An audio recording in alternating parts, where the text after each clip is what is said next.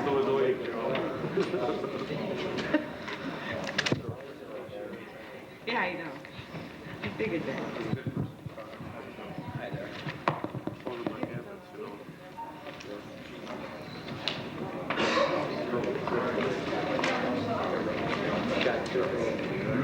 I got right in my mail. Get it open, right? Taking our mail.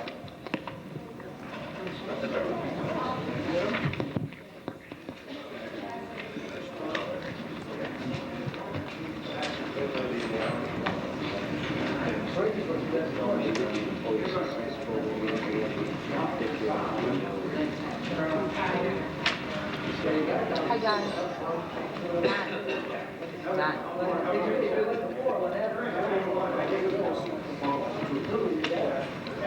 Hi. How's mom? Sounds off. More pills going now. We got a little vacation here for a while. Resolution. Rise and salute the flag.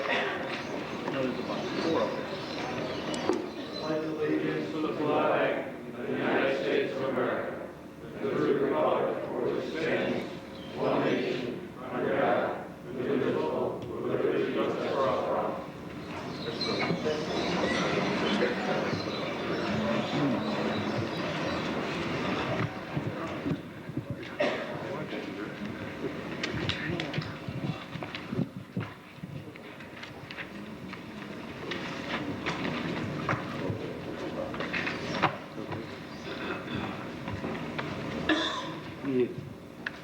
Any additions, corrections, deletions to the agenda? I have one, item 22. I want to give the council a history on this. On Friday morning, we were notified of the impending storm. We were notified by the Bureau of Emergency Management in the county. And so between my office and the department heads, we developed an emergency plan for the weekend for the impending blizzard, which fortunately never got as bad here as was predicted. One of the issues that we faced was we, again, didn't have enough four-wheel drive vehicles to handle an emergency situation. And Roger Parsons, who is the emergency management coordinator in the city, needed a vehicle because his vehicle didn't work, wouldn't start because of the cold weather. So he temporarily, for a couple of days, rented a four-wheel drive vehicle, and he had under discussion the purchase of a four-wheel drive vehicle for both himself and to be used by the police and the fire department in case of emergencies. He wanted to order off the state bid list a Jeep Cherokee set up for police work, but the bid list expires on February 10th, and now he thinks he's found something better, so he wanted this last item pulled from the agenda, at least until the next meeting. But again, throughout this storm, we faced the same problem that we always face. The one four-wheel drive vehicle that we have for the dog catcher broke down, as always happens. So we do need at least one more, if not more, four-wheel drive vehicles in this city for winter weather. There's one other item I'd like to read. It's a letter concerning the power outage. Dear Mayor Bullard, on Saturday, January 21st, when Fulton went into an emergency situation, we were very thankful for the Fulton Fire Department. Their promptness in dealing with the critical situation we had, as my husband, Bob, is a quadriplegic and is on certain life support equipment. He just returned home after a 5-week stay at a Syracuse hospital.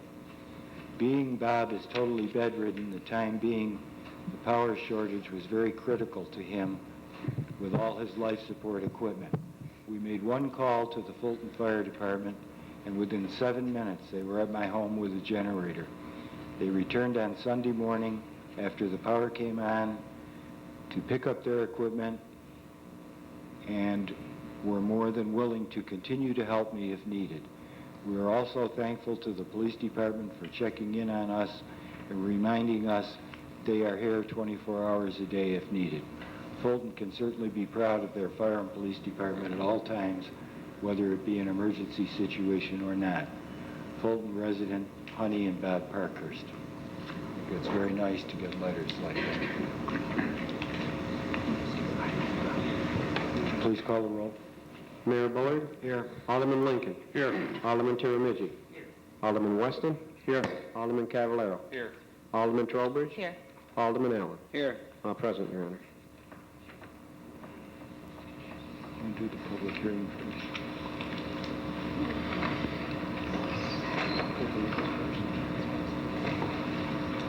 Where's the recreation commission?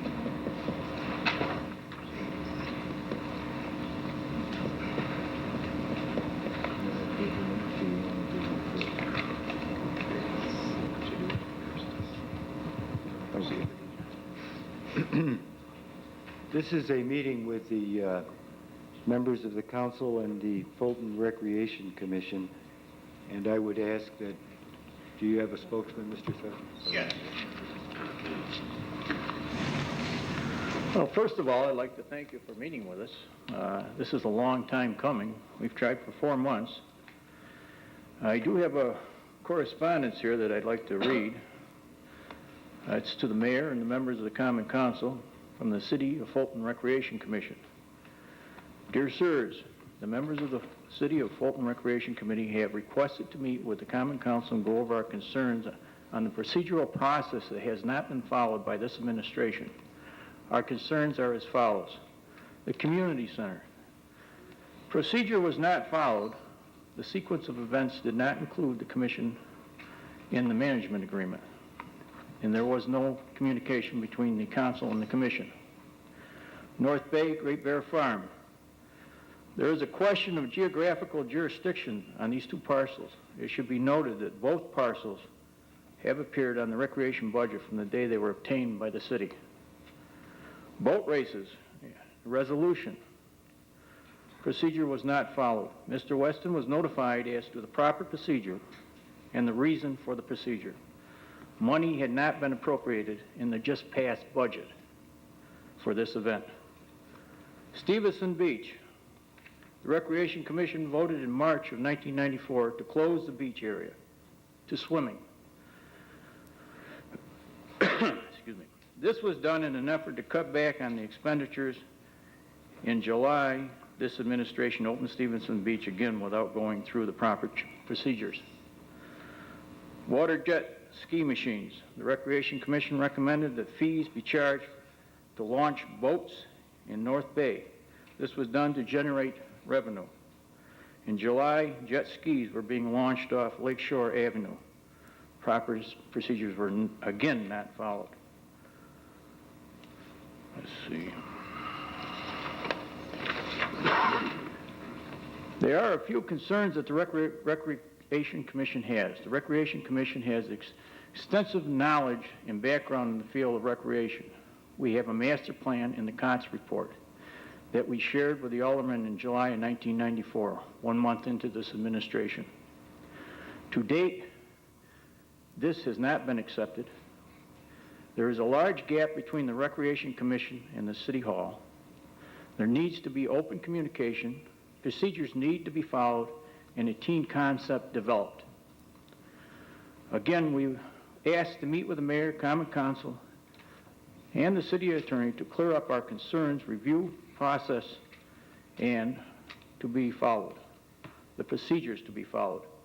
Open the lines of communication and set up a team concept in motion.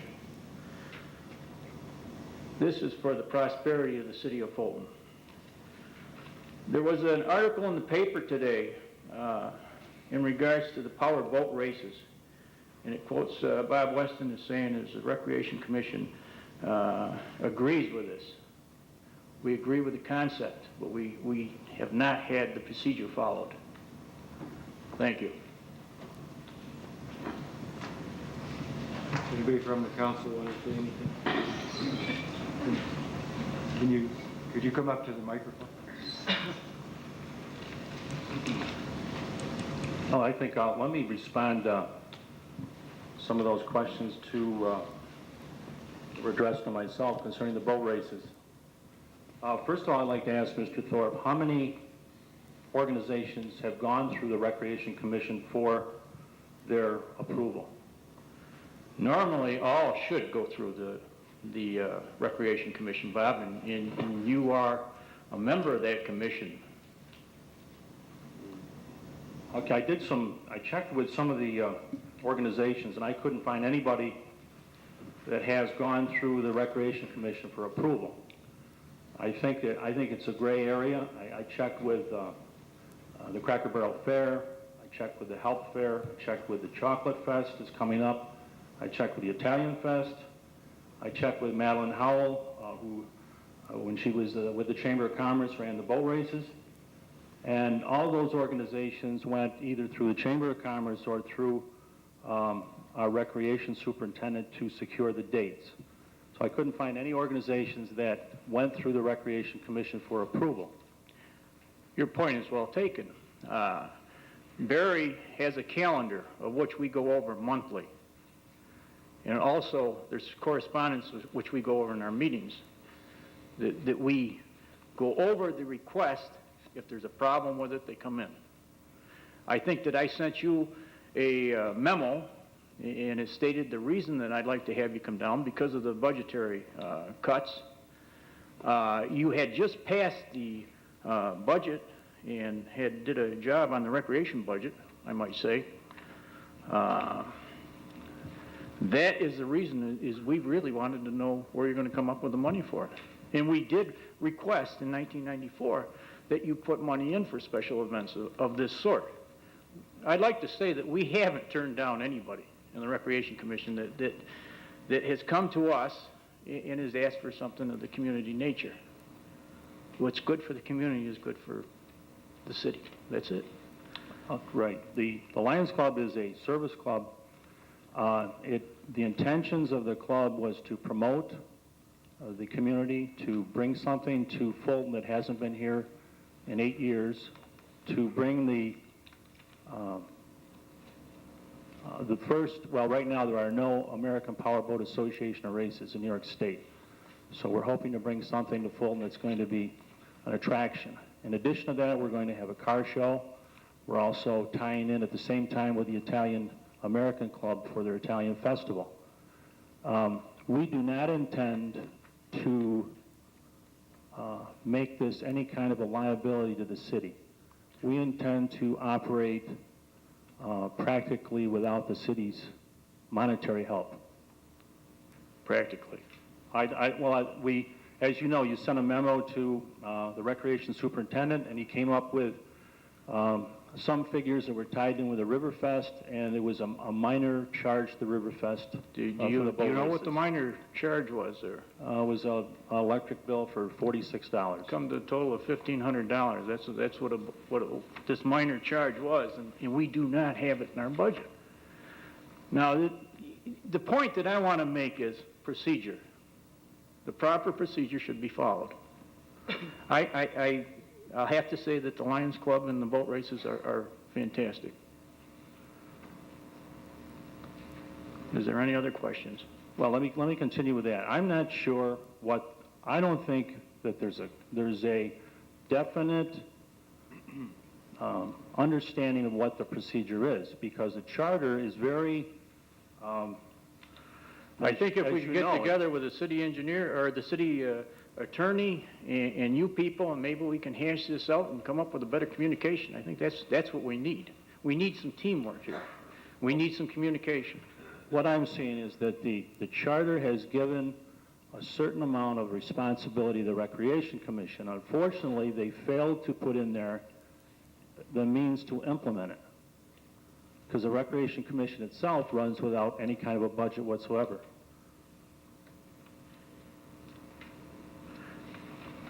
I hear what you're saying.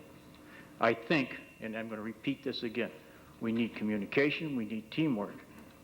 And without that, we're going to be, sitting in limbo again. The procedures are set in place. You know them as well as I do. Let's follow them. Let's get together, let's work together. Okay, as I say, I'm not sure what the procedures are because I can't see a direct understanding anywhere where it says that organizations or any particular events have to go through the Recreation Commission because it hasn't been followed. Bob, if you were speeding down the highway at 65 miles an hour and didn't get caught, tell me, what's the outcome? Well, I'm just saying that's the way it's been handled, and that probably is what makes it so difficult to function for the Recreation Commission. Then you do know our hurdles then. What we're asking you people is to be open with us, to follow the procedures that were set up, to acknowledge us. I think that we've got a great deal of knowledge that this city could draw from. I think there's been some mistakes made, and I think that they could be avoided. And this is why we would like to meet with you people, iron out these problems, and go from there. It's for the betterment of the city. If you want to sit and argue about it, we'll get nowhere. No, I'm not going to argue with you. I felt that that possibly the Lions Club was being targeted, and I thought No, it the was Lions unfair. Club is not being targeted. The Lions Club has always had priority, top priority, whenever it come in there, as well as any other organization. So it's not the Lions Club. I think what's being targeted is you directly, because I sent you a memo saying the proper procedure and the reason why. And then again, you know, you people just don't follow it. Anybody else have any questions? Yeah, I would just add something to that. To answer Bob's question, the state law and the city charter provides that the Recreation Commission is an authorized body to operate, equip, and maintain, and that is their mandate. However, the COTS report, which this city spent money for, and this council embraced back in the month of April, under its management of implementation of that report, it says the Recreation Commission has an opportunity to extend a leadership position reflecting the community's needs in its role, which is to operate, equip, and maintain playground and recreation centers in the city of Fulton. The Commission must be a strong and articulate advocate for the appropriate delivery of recreational opportunities and should influence the defined role of the Recreation Department. And I would certainly recognize that. I don't believe a person would circumvent the Planning Commission in order to build a garage. They must go to that commission and get that authority. Thank you. I have some questions that occurred as a result of some of the things that you said, Mr. Thorpe. You said you had extensive knowledge of the recreation in the city. Is that Yes. okay? Then you're aware of the COTS report. Yes. Okay. How long have you personally been on the Recreation Commission? Approximately 14 years. 14 years? Then certainly you had knowledge and were certainly aware then that the city had not one park or playground that met current safety standards? I guess that the COTS report pointed that out to us. We have, or the city did hire Mr. Kotz to do a report and show us where our shortcomings were. He also gave us a master plan. So to answer your question, we were all enlightened by it. We talked about North Bay. You talked about North Bay and your Geographic jurisdiction. well, that's illegal. I mean, we'll be glad to broach that issue. I want to get these concerns discussed really tonight. But North Bay was closed down in, what year was it? Properly 3 years ago, approximately 3 years ago, 1991. approximately. When the decision was made to close down North Bay, did the Recreation Commission appear on behalf of keeping it open? We discussed that. Again, it was a situation that came up. It was losing money. It was the Common Council who closed North Bay. But you didn't appear in opposition to closing it.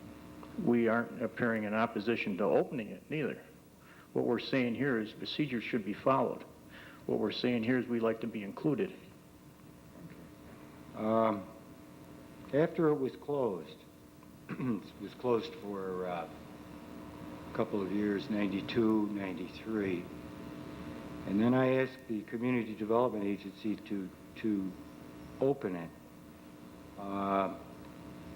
But between 90, you're then responsible for, I believe your charge says you're the power to equip, maintain playground and recreation centers in the city of Fulton. So being that it was closed down, did the Recreation Commission do anything to secure, to protect that area from, say, vandalism or? There was a fence placed around there at a considerable cost. That's the only measure that I know of, and it was checked regularly. Was it locked? There was a question of whether it should be locked and when it should be locked. I think you're aware of both of those. No, I'm just trying to understand, for instance, here's a picture of the bathhouse at Recreation Park with a smashed inside and the roof joists all twisted off the building. I know that at least one member of the media that's here this evening helped clean it up, and 10 truckloads of garbage, debris, building materials. I think there were 3 or 5 dead deer carcasses discarded at North Bay were trucked out of there when it was cleaned up. And I was just curious if it is in fact your responsibility to maintain. I just wondered how the gate got left open for a couple of years and how that damage occurred. We could discuss this. This is one of the issues. The gate was open for hunters, if you recall. It was open for fishermen. That gate, if I may interject, from my past history, you never want to lock that gate due to liability. Somebody gets beyond that locked gate and goes out there and injures and requires emergency for a rescue vehicle to pull up there, a police vehicle to pull up to a locked gate, we have questionable liability. That's one of the reasons behind that. Okay. When CDA reopened it last year, I didn't hear anything from the Recreation Commission. Was there any reason that? You didn't ask anything. Okay. A procedure again.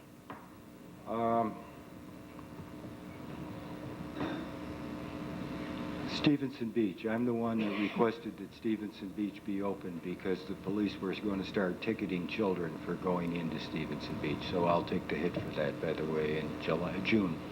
But wouldn't it have been better to come to the Recreation Commission that we had already voted to close it because of budgetary cuts? I talked to Mr. Ostrander about it immediately before I opened it, and he was fully aware of it. I didn't want to call a special meeting to do that. May I comment on that? It was an emergency situation, and the reason why that had happened is because of the fact that we had so much recreational traffic out on Lake Nianawana. There was a serious threat to injury, and I felt at the time we had the idea in mind keeping the beach closed, but there was money budgeted to keep the beach, to run it that summer. Because of this liable situation of the city, I took it on my own responsibility. I felt that we should open that beach in the case of any kind of injuries or anything of that nature, and I had talked with the mayor on that situation. And because of the amount of traffic on the lake, it was basically a joint decision that we should supply at least lifeguards in that situation. People were swimming illegally. It was very difficult for the police department at the time to police the area because of the amount of traffic in there. So it wasn't solely his responsibility. I did present that information to him, and it did occur on a Friday night when all this had happened. So it happened rather quickly, and once we got the beach open again, it's a very difficult situation just to shut it right back down after a couple of days, especially when you have a great deal of people in there using it. And we did have a very hot tail end of June and July, and it was a threat. And I felt because of that very reason we should keep that beach open for that reason, because if somebody drowned, who's liable for that situation? The city is. And I certainly didn't want that held over my head. And I'm sure this council didn't want that, or the commission would want that held over their head. Basically, as I had stated before to the commission, I was involved with that decision to keep the beach open. That's a point well taken, and I think that if we have an equally as nice summer this year, do we have money available for this same service? I can't answer that off the top of my head. Well, it isn't in the budget. Well, I don't have the budget here. Okay. These are the types of things that I think that we would like to communicate with you people to see just exactly what your needs are. You know, we can tell you what we can work with as far as the money part of it goes, but we need your input, and we need a communication. I do want to communicate a little more with you. Tell me what other issues you had. You had the issue of the skating rink, and I'd like to include some discussion on the war memorial too. Is that fair? Yes. Okay. Again, let's talk about the war. Let's talk about the war memorial first. Are you aware of any safety hazards that exist in the war memorial? If you look at the history of the war memorial, every time that it's checked, there's a safety hazard.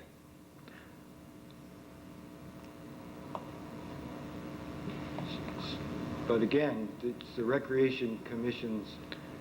Again, if you people would recognize the improvements that we request, they could be done and taken care of in a timely fashion.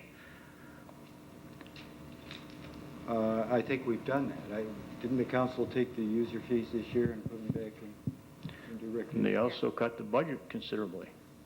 So from one hand, you've taken away our ability to do what we did last year, but you've put back in $19,000.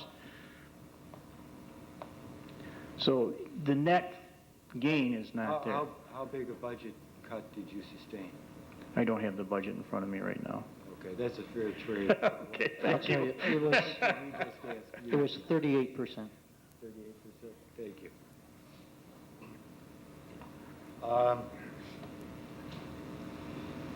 The ice rink. Let's talk about the ice rink. Was there ever a time that you or the Recreation Commissioner were approached about complaints from the tenants in the ice skating rink? Do you want to be more specific? Oh, safety hazards, Yes. conditions that existed in the rink. Are you talking about the wire? The holes in the wire where the wire is Well- stretched on the fence? Talking about the doors, the exit doors? Exit doors, broken light fixtures, uncovered electric boxes in the changing rooms. Mayor, I think that what you're hitting on is when it's inspected. There's a checklist that goes right down and says, you know, what is not in order, and Barry Ostrander takes that on and updates it. No, I'm talking about back in 1993, you were approached by the Fulton youth hockey people about the conditions in the ice rink. And subsequently, nothing was done. And on January 20th, 1994, the Fulton youth hockey people came to me with a list of complaints. Do you care to share them with us? Mr. Ostrander had them, signed for them, and I mean, he has them in his file. Do you care to share with us now? Well, things that I just went over, the broken wire that was a hazard, the door broken, the fire exits, the chain link fence, and so on and so on. It's a fairly extensive list, which he started to make repairs. I ask you this because, again, we're harking on equip and maintain recreation centers, and Yes, sir. I want to think- use your words that you have extensive knowledge in this, and I'd like to see how this plays out. I'd like to say one thing in the defense of this. Mr. Ostrander is the superintendent down there, and he takes care of the daily things. We do have capital items that went to this Common Council that were sent back and said don't put in any capital items. You're talking about the fence, the chain link fence. That was a capital item. That was kicked back. We address everything that comes across our desk at our meeting that's presented to us. Well, let's talk about that. Was there ever a time this past year that this council and Superintendent Ostrander recommended rental fee increases for use of that skating facility? Let's just take that for instance. This year or last year? I'm sorry, 1994. 1994, in January 1994, we went over the user fees. I think this council passed the user fees that we suggested in March. And we also had a clause in there that on the 15th of December of every year that we would relook at these fees. And it was also the assumption that the fees would be put back into recreation directly. And they were, right? That's correct. They were, but our budget was cut by 38%. Okay, well, do you happen to remember Mr. Ostrander's recommendation of ice rink rates of $75 an hour? Yes, sir. I do understand that, what you're getting at. Do you also, can you read off what Mr. Ostrander's recommendation was for the rental of the War Memorial and Community Center per square footage?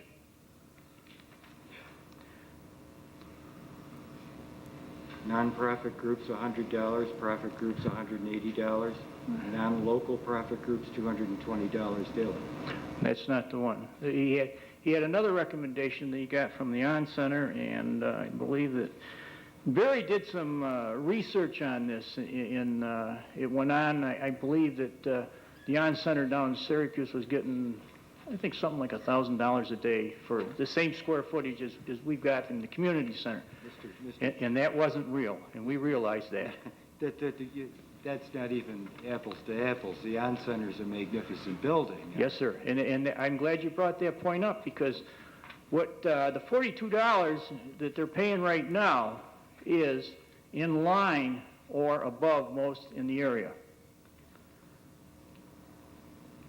So you didn't then. You implemented a fee of $42 in spite of your superintendent's recommendation to the contrary. That's what Superintendent recommendation also come across for the $1,000 a day of rental on the community center. I mean, these are some of the things that we had to weigh. Barry presented to us some of the area, and part of the area was the On Center. I think he also presented what ice cost at the War Memorial.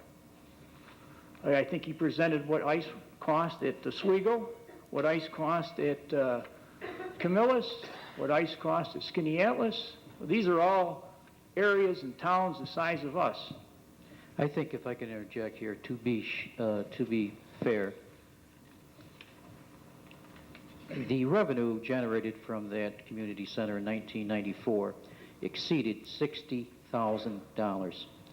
When I talked with Tom Kaholsky today, who is the Barry Ostrander of Camillus, he was amazed at that figure. Now, $60,000 is an amazing figure because the city rec only expended $55,000 to obtain that amount of money. So raising rates and this council not bonding for the capital improvements that are said to be needed doesn't make sense. Why raise rates if this council is not going to bond for improvements? Go ahead. Mr. Ostrander, may I ask you a question? We met 2 weeks ago. Did you give me figures of expenditures for the ice skating rink that you have totally isolated out to be at $99,000? That's rounded figures, and the profits revenue is $60,000. Are those the figures you gave us and said that they were to the best you could do, and actual figures, everything broken out that pertains to the ice skating rink? Thank you. So, yes, and we did ask you if Mr. Termaggi was leaving out the salaries, Alderman Termaggi, excuse me, and you said yes. But your figures to run the ice skating rink were $99,000 plus, and the expenditures were $60,000. The revenues were $60,000 plus. Am I correct? Thank you. But, Alderman Trowbridge, you cannot consider employee salaries in this matter because we still have employee salaries. Because you transfer from one department to another department doesn't mean that you saved any significant money, if at all. No, but you choose to isolate one thing and then take it out of context, Mr. Termaggi. That's what I call playing with numbers. What we're addressing here is capital wait a improvements. minute. Let's take this under control. Can call timeout on this? Let's move along. All right, We thank talked you. about user fees. Have you ever been made aware that about user fees, have they all been collected for use of our facilities? I believe that you'll find correspondence from Barry sending it out to all the users. I think that's a daily operation. Again, we can't oversee. We did ask Barry to send out to all the users of that facilities to collect the fees. To the best of your knowledge, have they all been paid? I believe there's one that is outstanding. There's two. Okay. Okay, let's talk about ice skating. Would you like to say what those two are? My understanding is the Riverfest Committee and Memorial Day Salute. And can you update me on why they aren't paid? You're the Recreation Commission. I don't know. Why aren't they paid? It's my understanding the Riverfest Committee is part of the city. Not any part of the city. It's Okay. Okay. So what you're saying is we should get this. Now, if we turn this over to the city attorney, then he will act on it.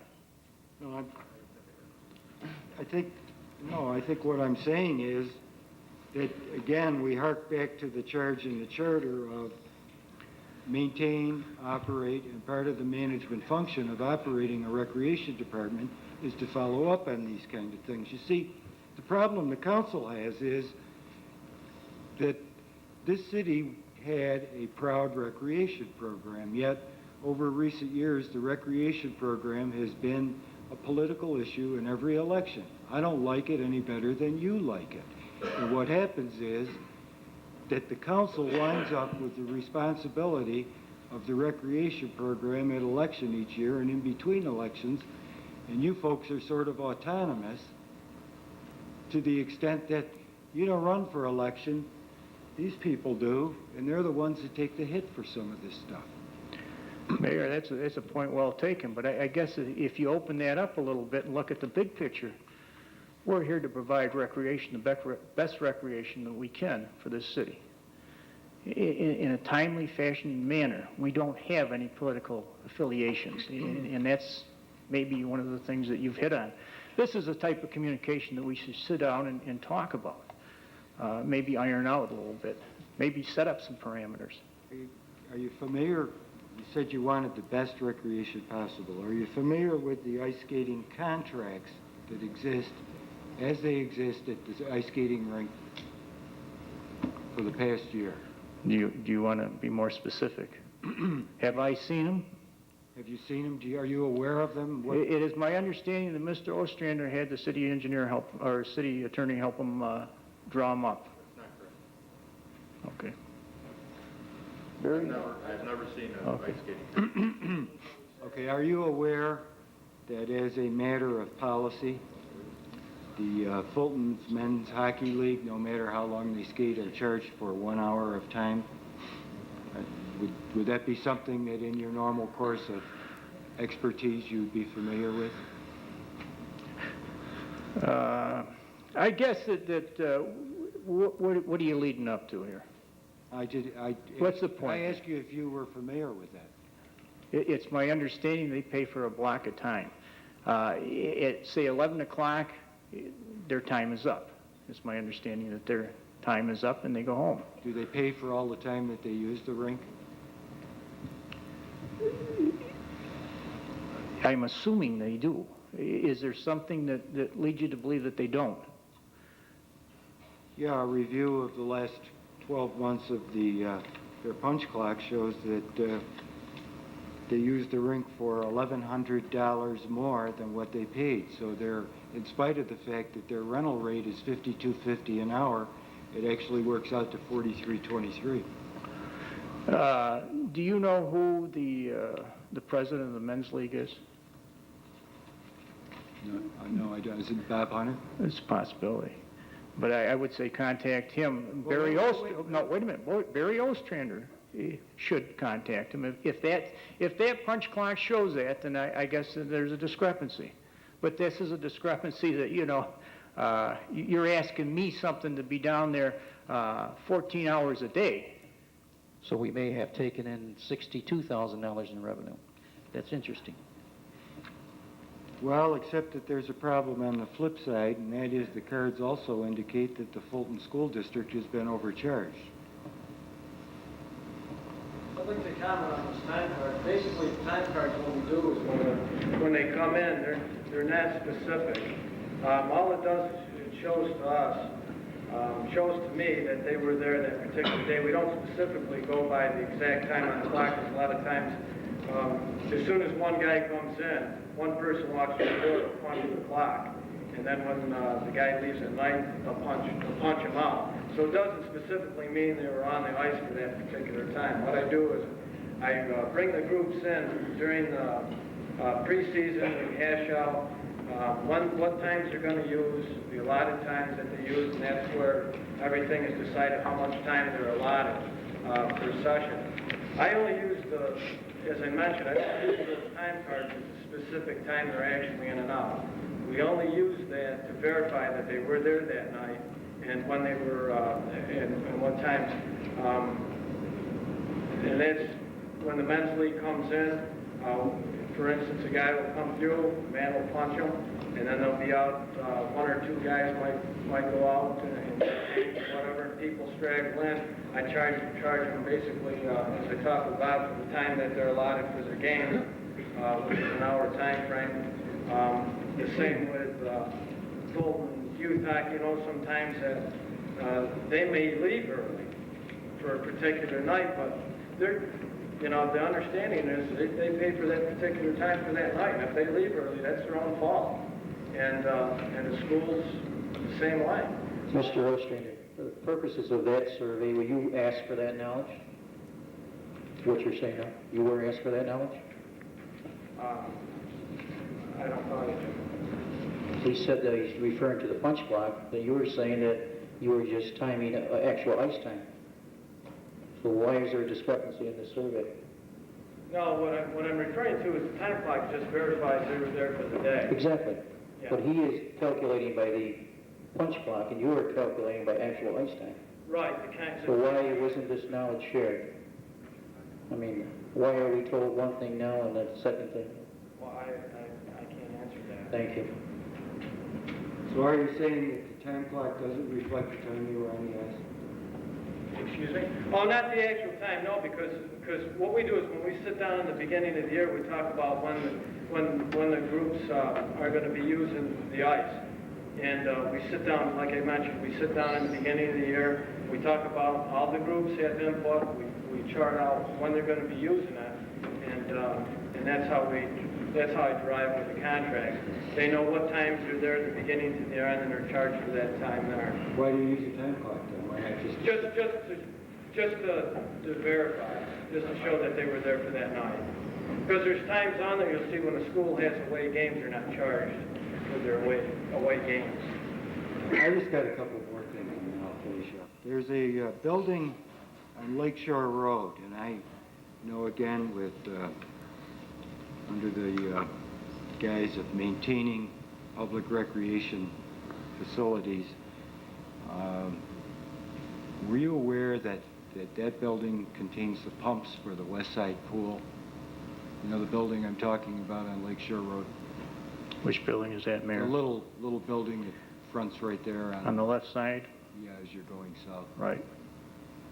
And so I guess what I'm wondering, in the charge of maintaining and carrying out the responsibility that you're given in the city charter, are you aware that that building was left open for about 3 years? How can you say it was left open for 3 years? There's a trap door right on the roof that you just walk down about 5 or 10 steps down the hill. How did you determine 3 years? That's what I'm told from reports, From who? from various personnel. Why didn't they bring it to us? But again, you're the Recreation Commission. Why hasn't this been done? I don't know. Why did these people bring it to you and not to us? Because I'm the one that got it, they asked Mr. Ostrander to fix it. Well, I think this was one of the things that you pointed out in your Democratic news conference, of which you hosted no questions from the floor other than from the reporters. The answer to your question is no, I'm not aware of it. I don't believe anybody on the Recreation Commission was aware of it. These are type of things that are done on an annual basis, I would suspect, that goes around and check these things. This is a capital project. I would have to say it would be capital project, and it should be done either under capital or maintenance. But unless it's brought to us, we have no knowledge of it, and you've zeroed in on 3 years here for some reason, and I can't believe that if it's gone for 3 years, why they wouldn't bring it to the Recreation Department. I don't know, it's a mystery to me, but I'm saying that You're asking some questions to me that happened 3 years ago, and somehow you got wind of it. I think this is the type of things that we need to sit down and communicate about. Well, I guess what I need to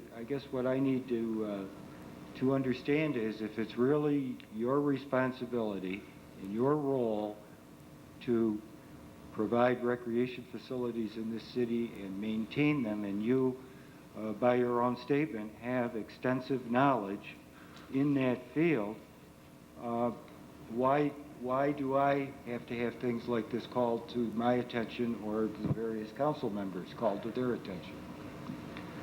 I think that I can't answer that question to probably your.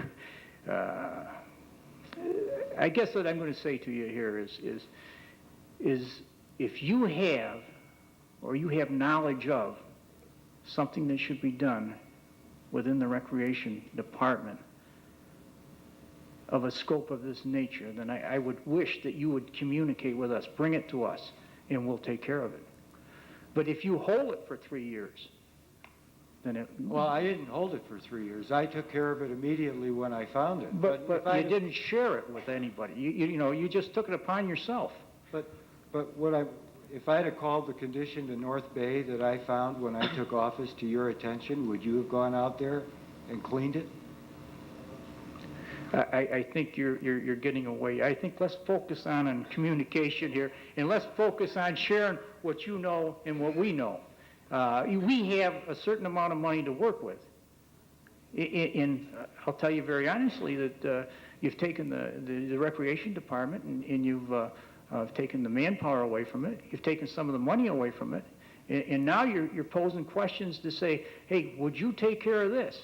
Well, that's the bottom line, really. And I have a videotape for those of you that haven't had the benefit of seeing some of the things I'm talking about, and I'll put it on in a minute. But by relieving you folks of the responsibility of the skating rink, by relieving you of that responsibility, Mr. Ostrander can now start to address some of the problems that exist in the War Memorial. I think perhaps he had too much to do. We're trying to get this under control, and as I stated originally, and I don't like this any better than you like this, but the council is the group that takes the hit for this.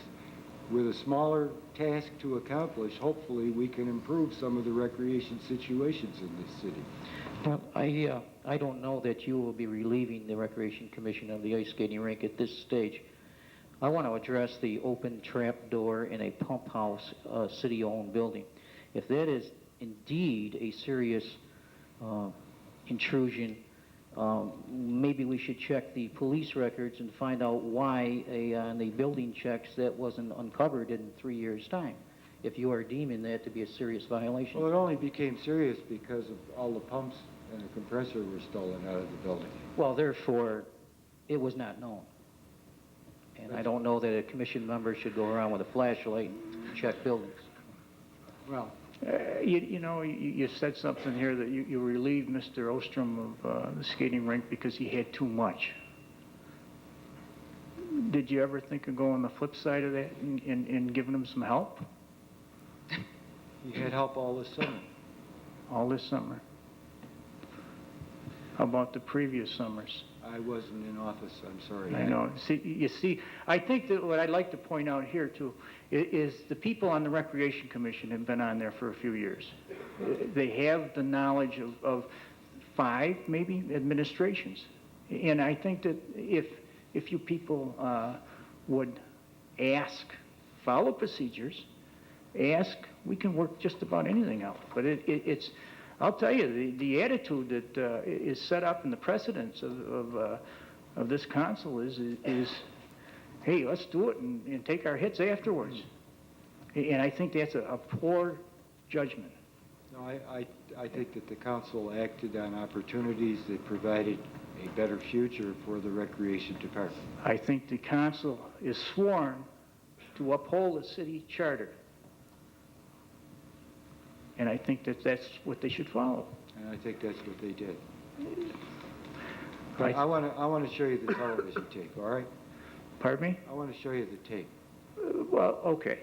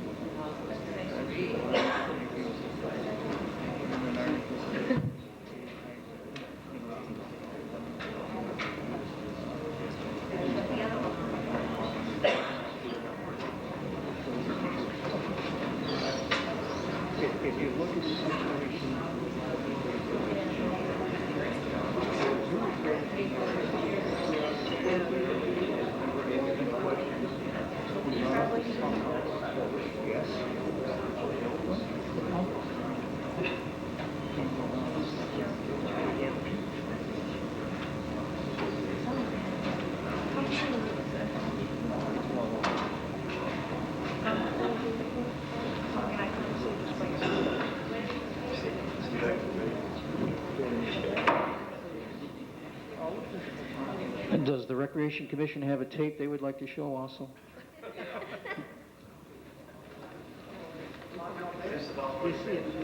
I don't.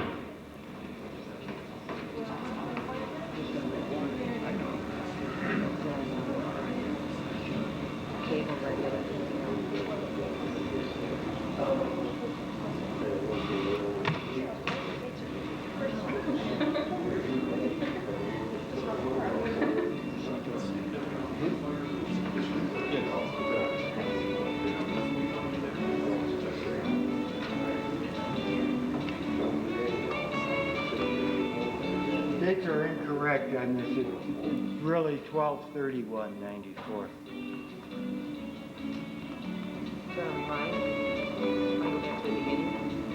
That's just about where it started.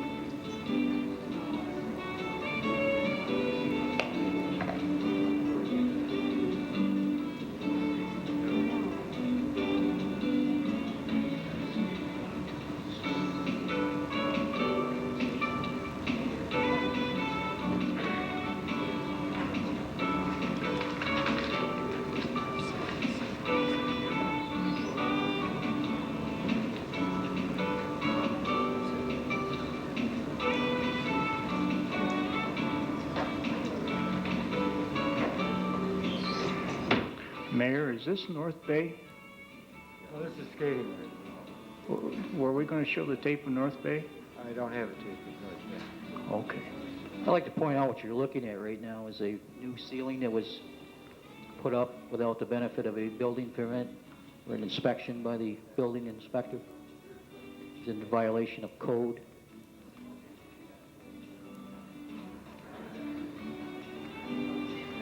According to the building inspector, but it has been changed.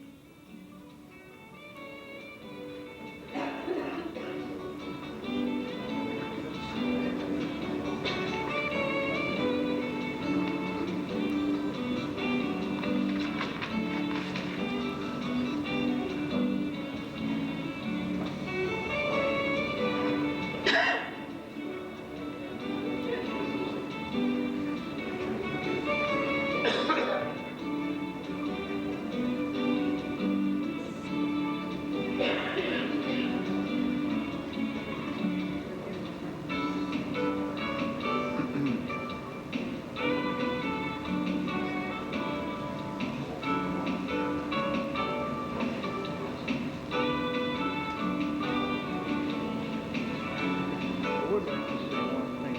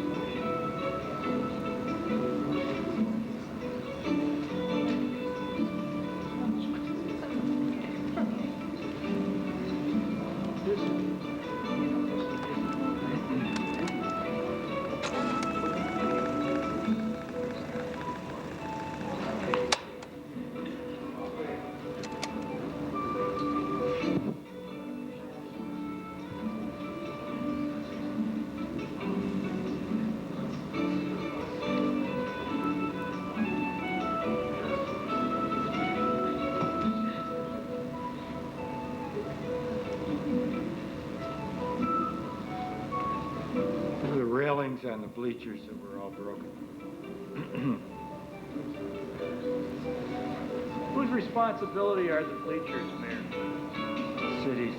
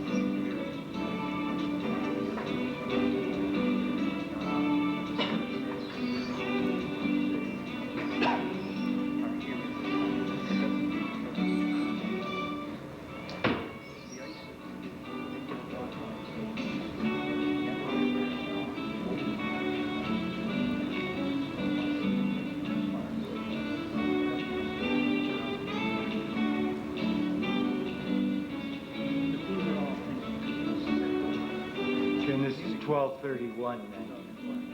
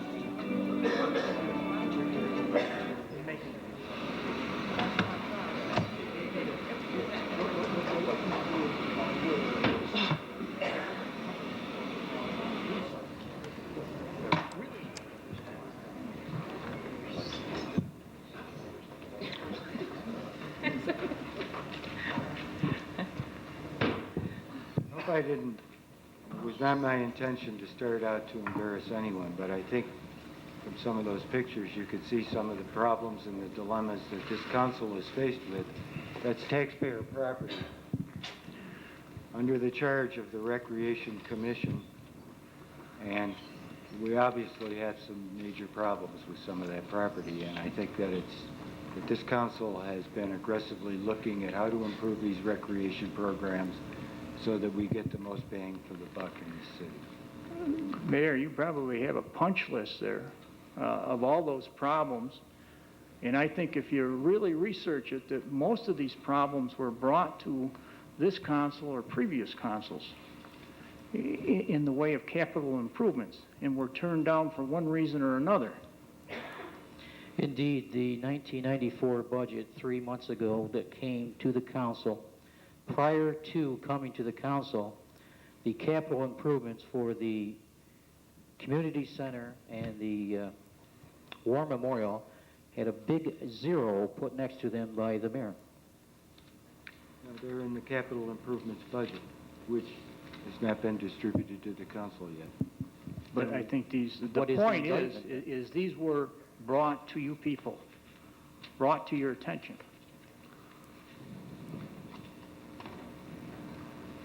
The capital improvements. Yeah. And are they done? No, but they're in a budget that the council will get this month, A special budget? a capital improvements budget. Okay. Anybody I else? think that I'd like to just reiterate here that there is a need for communication here, and you know, sitting here shooting barbs back and forth are really not our style. Okay, anybody else from the council? I'd just like to ask a few questions of the chairman while we're on the subject. First of all, I want to, Alderman Trowbridge jumped before I could. But once again, you know, my position's been very clear on the skating rink as far as the expenses and the revenues, and it continues to be the same thing, that you can't run a business, you can't run anything without labor, and therefore to specifically indicate whether something is operating at a loss or a profit, you have to separate that and determine what are the revenues, what are the expenses, and part of the expenses are the people that have to be there to operate the rink. The second thing, I would like to ask the chairman, how many commissioners are there? There are 6. How many are here tonight? 1, 2, 3. 3. Would you consider this to be a very important meeting tonight? Yes, sir, I would. I wonder why the other commissioners aren't here. Just ask. Well, one is on call, one is sick, and the other has employment. The reason I mention that is that I think one of the things that myself and other members of the council have been disappointed in with the Recreation Commission is the lack of attendance at meetings. Meetings are once a month. The commissioners are appointed to that position. And we've found out that attendance is very poor. In fact, if I'm not mistaken, and we can ask the recreation superintendent, I think that the meetings have been canceled many times, that there was a very important meeting, I believe the last one or the one before that, when there were 2 members there out of the 6. Therefore, there was no quorum. They couldn't vote on anything. And I believe also that the meetings were canceled for July and August because of a lack of attendance. I think your point's well taken, and I'd like to rebuttal that with you are assigned to this commission. That's correct. Out of 10 meetings, you've made 1. Ms. Tolbridge is assigned to this commission. Right. Out of 10 meetings, she's made 3. That's right. And I asked... Mr. Tremidji is assigned to this commission, and out of 10 meetings, he made 9. We all have to assume certain priorities, particular priorities we had at that time. There was a scheduling conflict where we had another commission at that same time, and we were directing our attention And I think to this that is the type commission. of thing that we can get together, discuss, and bring it to the table and come up with something that's tangible. But I think to me, it's very unusual if we have a commission for such a lack of attendance. I don't know, why do you suppose it is that we can't get the commissioners to come to the meetings once Why a do you month? suppose the president of the Common Council can only make 1? 1 meeting out of 10. The president of the Common Council has other responsibilities also, besides Other people one have a particular life commission. also. Well, I did make the first 3, and out of the first 3 meetings, I was confronted with a lot of blame for previous common councils. I didn't feel that it was a meeting that we got anything accomplished. And I felt that the Planning Commission was one that was on the move. I asked the superintendent, to bring it to your attention that we'd like the meeting moved because it was the only meeting that conflicted with another one. When I was there, I was badgered. I was told that it was other common council's faults, that nothing was going on. And I don't remember seeing any proposals while I was there. It was just nothing but arguing, and I didn't feel that we got anything accomplished. Your point is well taken, and I think I'm being badgered right now. Well, I mean, you know, I'm just that you just brought my name up as why in attendance I made all three until the site plan commission had stuff that was in my ward that is very important, and I did bring it to the attention of Mr. Ostrander. There was a conflict of interest, and those meetings were a priority of mine at the time as an alderman. They were the only meetings that were in conflict. There was no other meeting last night other than the Recreation Commission meeting. I would just like to address... And we had a meeting planned tonight, so I didn't have to go to I'd just that. like to address one last point, then I'm out of here. Again, I talked with Tom Kaholsky, who is the director of Parks and Rec in Camillus. They have an ice rink facility there, Shove Park, very nice facility. It has the exact same duplicate problems as we have here in the city of Fulton, dollar-wise, capital improvement-wise, so on and so forth. In fact, their last capital improvement was done in 1982, $65,000 to the refrigeration plant. And I think we did that in 1992-3, about $14,000 to our refrigeration plant. I asked Mr. Kowalski, privatization, have you thought about that? He said, and I'll quote him, "We in the town board looked at privatization and absolutely not." He said, "I don't see how privatization can do anything cheaper than what we already do now." Their plan was to raise $500,000 for renovations and improvements. They were going to assess or ask the tenants of the building to chip in $100,000. Advertising was going to contribute $100,000. They applied for a grant from the state Parks and Rec for $200,000. I said, "Achievable?" He said, "Certainly." Rest my case. Call him. Call him. I don't know. They made the prudent decision. Ron, I said I don't know. They made application. What is that? What does it have to do with it? Mayor, can we get on with this, please? Anybody else have anything? Yes, Mayor, I'd like to make a motion that we advertise for a public hearing to disband the Recreation Commission at our next meeting. Motion has been made by Mr. Allen to hold a public hearing. I quit. Thank you. What did she say? That's what she said she's quit. I believe that action takes a public hearing. What say you, Counselor? No, Just ask for a public hearing. Okay, thank you. That was your motion? That was my motion. Motion to advertise for a public hearing, At our next meeting. March 7th, to eliminate the Recreation Commission. I'll second that based on the observations that we've had tonight on the attendance, the responsibility that seems to be directed not from the Recreation Commission but to the Recreation Superintendent and the Common Council. Can I ask a question? Why are we just eliminating the Recreation Commission? I would like to amend that motion to abolish the Planning Commission, the Zoning Commission, the Police Commission. I don't think the city needs commissions anymore. If it's all about power, let's abolish all of them and just run this ourselves. I mean, I just don't understand where we're going. I mean, recreation's important, fire and police is important, and we have commissions that have oversaw those departments. Now, all of a sudden, we're a little upset with the Recreation Commission, and we're just going to abolish it. And I don't think that's the right thing to do. We're going to hold a public hearing to see if that's something that we should consider. Obviously, Mr. President, you've considered it. I think at one time or another, and I stand corrected if I'm not right with this, but all 6 aldermen have considered a great deal of change in the city. Whether these things actually come to fruition or not is a matter of responsibility and priority.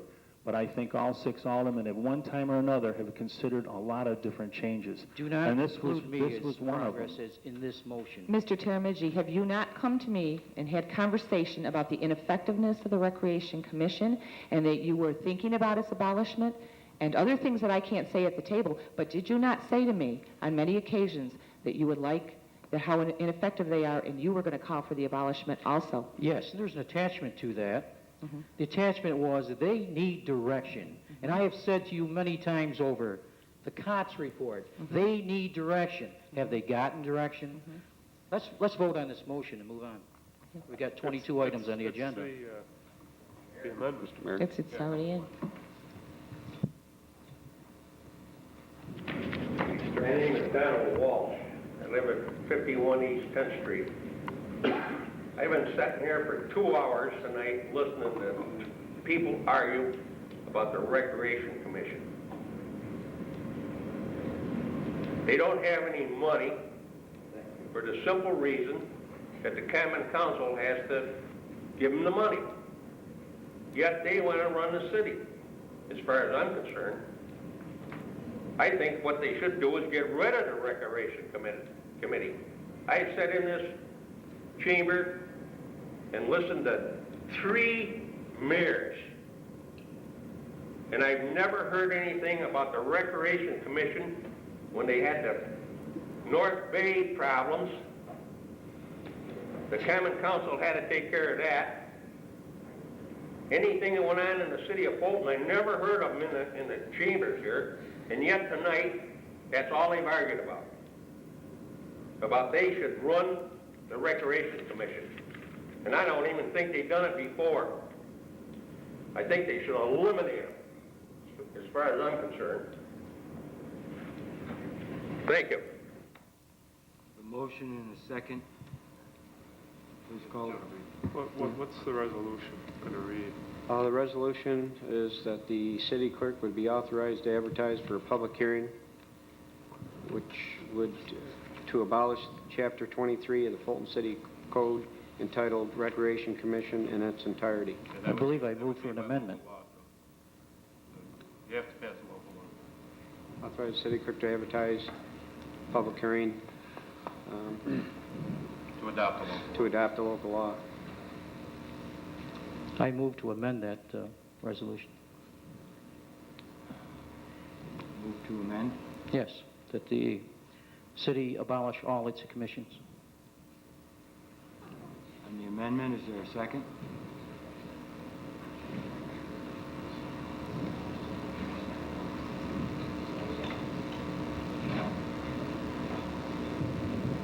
I think each commission has its purpose, and therefore I'm going to vote against either.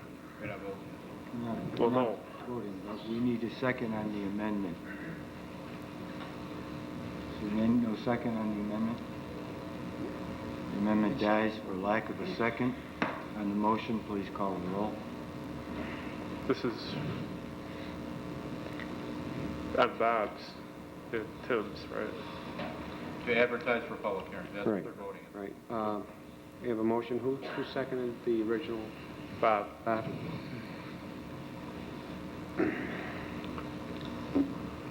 Alderman Lincoln. No. Alderman Terramigi. I think this is a sad, sad indictment on a commission. I'm looking out here at a gentleman who has spent 14 years of his life, another gentleman over there 5 years. There's other commission members that spent in excess of 10 years commitment. And we want to abolish them because we can't get along and do what we want? No. Alderman Weston. I vote yes for the previous reasons that I gave, and also this is not about personalities. This is about procedure. I feel that the Recreation Commission has not been chartered in an effective manner. Alderman Cavallaro. Considering that this is the only commission that I know of that apparently wanted to file suit against the city and this council, I vote yes. Excuse me, I have a question for our city attorney. Excuse me. Could you please clarify that I'm statement, gonna that make- wanted to file suit? Correct. What's your knowledge of that? I'm going to Can I? admonish and advise nobody to mention the word lawsuit at this table, please. Well, his vote, Counselor, was based on the fact he said they were going to file suit. I looked into it. Explain that. What he said, he's got it on tape, and I would just ask that nobody mention the word lawsuit at this table. Thank you. Alderman Trowbridge. I vote on the dynamics of the group. I want to make sure that people understand that there are some fine people on that Recreation Commission. People have given a lot of time, and I've had extensive conversations with some of these people, and I know what kind of ideas that they have. I know what they have done, but I know what kind of roadblocks have been put in front of them, and I know some of their frustrations. And yes, for the dynamics of the group and the Recreation Commission as it is, I vote yes. Can I ask our city attorney? Not going to motion. Alderman Allen. Yes. Motion is carried, Your Honor. I just want to say, To clarify, I've attended 9 out of 10 meetings of the Recreation Commission. Never once was the item of suing the city, and I'm sorry I used that word, bringing action against the city, uttered by any person, any commission member. I don't know where you have your information. You weren't at any meeting, so I don't know how you obtained that. Okay, so please don't get into discussion over this. Did you have a question, Jim? Yeah, being that there's a pending lawsuit in state Supreme Court, which, John, I just asked you. well, yeah, I know. So I'm but not I going mean- to answer your question. Mr. Frawley? Mayor, I have been asked by a group of well-meaning citizens to present the President of the Council with the following 39 pages of petitions that contain 890 signatures from Democrats, Republicans, Conservatives, Communists, Independent. And the petition reads the following: the undersigned support the privatization of the ice rink at the Fulton Community Center and the operation of the ice rink by the Syracuse Stars Junior Hockey Club. We believe that the Syracuse Stars Junior Hockey Club Incorporated, instead of the City of Fulton, is the proper organization to manage and operate the ice rink during the season. We request that First Ward Alderman John Lincoln and Second Ward Alderman James Termigi withdraw their legal action against the people of the City of Fulton so that the mayor and the Common Council can attend to more important and more essential duties. I respectfully submit. I'd just like to speak to that. Too bad, I say. I looked at that petition, the copy that I got, and I've spoken to several 8-year-olds, 10-year-olds who signed that petition. Some of the 11-year-olds I talked to had no knowledge what it was. They merely signed it. To answer what that petition is asking, no thank you. I say I'm just a delivery boy. I understand it. I just wanted an answer to that. Because I personally don't want to get into a... And one other item, the 222 signatures that I canvassed that were given to me, 72 of them live in the city of Fulton. Look at it. Okay. That's okay. Thank you. Mr. Mayor?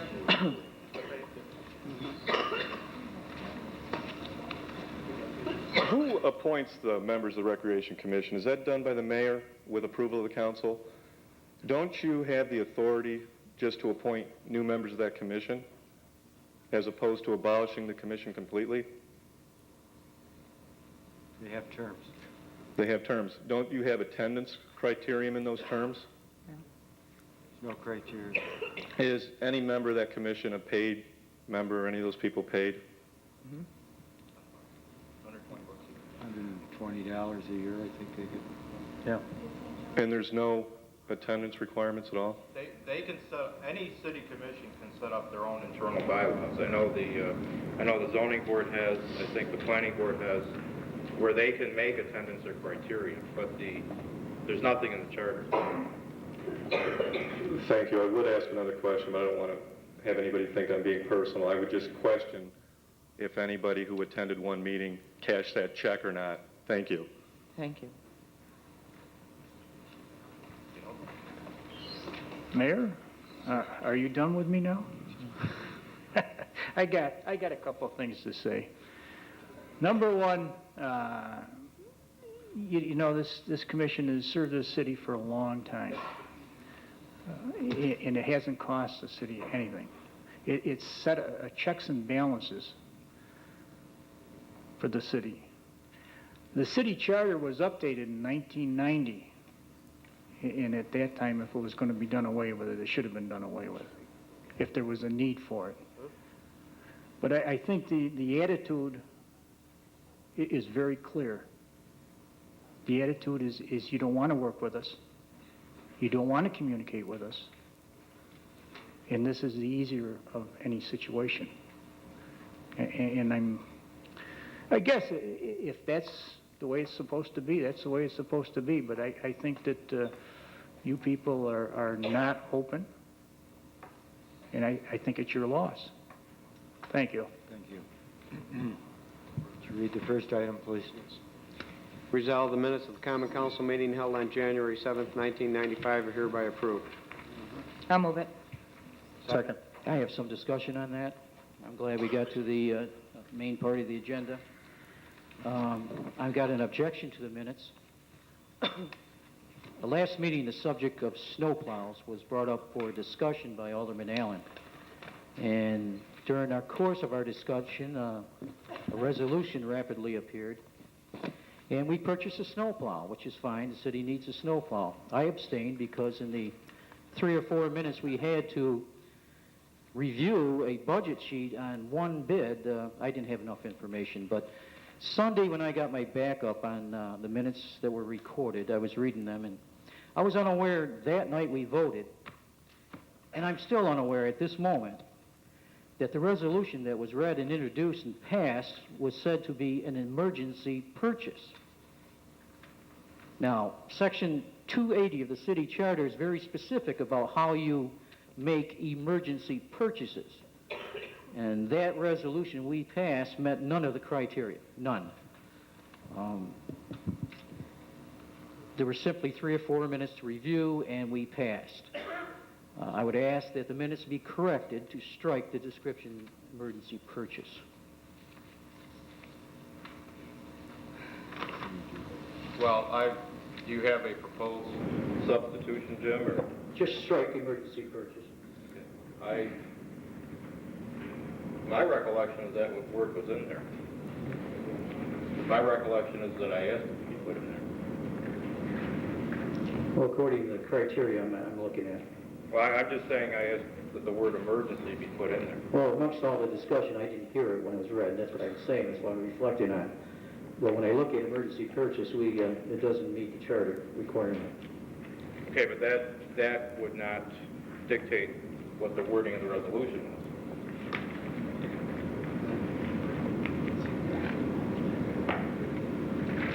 I guess the proper procedure would be if you want to make a motion to amend the minutes, you can introduce that and then the council can vote on it. Well, Council Parliamentary says that you can just move to strike it and take a vote. That's what I said. I mean, with a correction is all I'm saying, not with a, well, either way, it doesn't matter to me.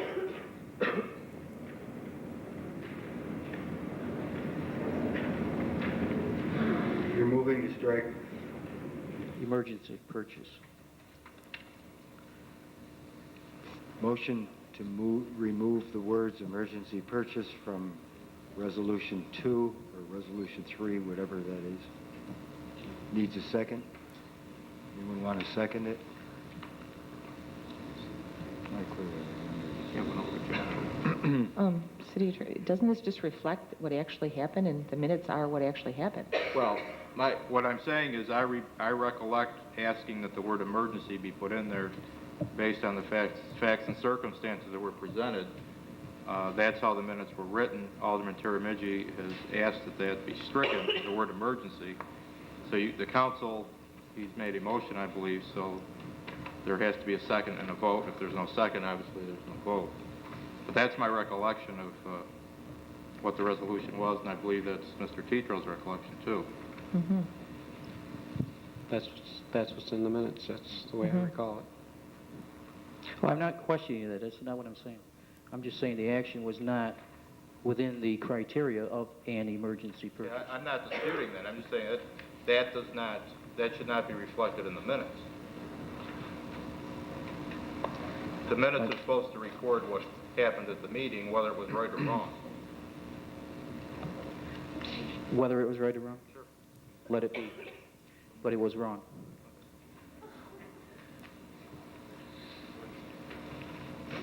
Is there a second on that? Motion dies for lack of a second. Please. Well, actually, you didn't need a motion, Mayor. It was parliamentary says all you need to do is ask for a vote on a correction to the. But I'll live with what you got.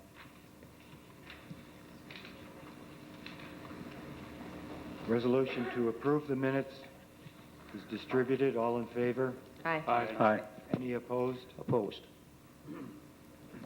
Next item of business.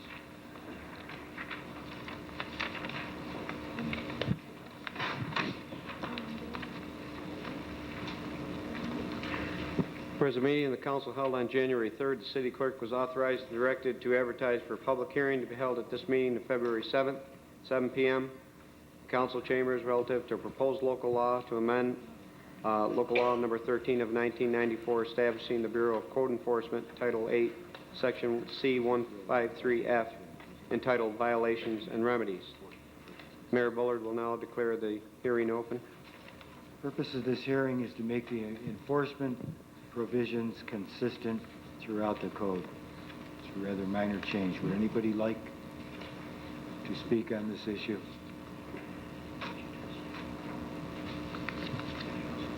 No. Very minor change. Declare the hearing closed. As the public, members of the council, and all intendants have had an opportunity to express their views regarding said local law. Now therefore be resolved, the City of Fulton hereby adopts the proposed local law to amend local law 13, 1994, Title 8, Section 1C 153F, entitled Violations and Remedies. I'll move it. Second. Please call the roll. Alderman Lincoln. Yes. Alderman Tiramidji. Yes. Alderman Weston. Yes. Alderman Cavallaro. Yes. Alderman Trowbridge. Yes. Alderman Allen. Yes. Motion's carried, Your Honor. Next item. Resolved that this common council hereby accepts the proposal submitted by Save Video Productions dated January 10th, 1995 for videotaping the regular common council's meetings, first Tuesday of each month, 12 meetings per year, at a flat rate of $100 per meeting, and any special meetings when Save Video is requested at a flat rate of $50 per meeting to be a direct charge to the A1010 legislative account. Somebody want to move that? I'll move it. I'll second for discussion. This particular item was on the agenda at our last meeting, and I moved that we table it so we could have further discussion. There was some of the, myself plus some of the other council people that were wanting to possibly change some of the wording in the resolution. At first it was a request for an hourly rate, and we felt that the flat rate would be much better. Also, I talked to Mr. Reynolds and with the advisement of Alderman Trowbridge that the audio needed to be improved, and that's going to be hooked into our system, so that'll improve. And the second thing that Alderman Trowbridge also brought to my attention was that we should have some kind of consideration as to when we have saved video for a special meeting. So with the council's advisement, that can come to my attention, and if there's items that, if there's a special meeting which we feel, or the council feels it should be taped, then we would have a saved video there for that. If it's a special meeting where there's just one item on the agenda, for instance, we have an informational meeting with the library board on the 15th, that's probably something that might not need to be taped. So under advisement from the council as to their decision as to how they want to handle the special meetings. I just want to ask Mr. Reynolds a couple of questions just to clarify. Mr. Reynolds, the way I read this, you're supplying 3 tapes, 3 VCR tapes, 2 of which are masters.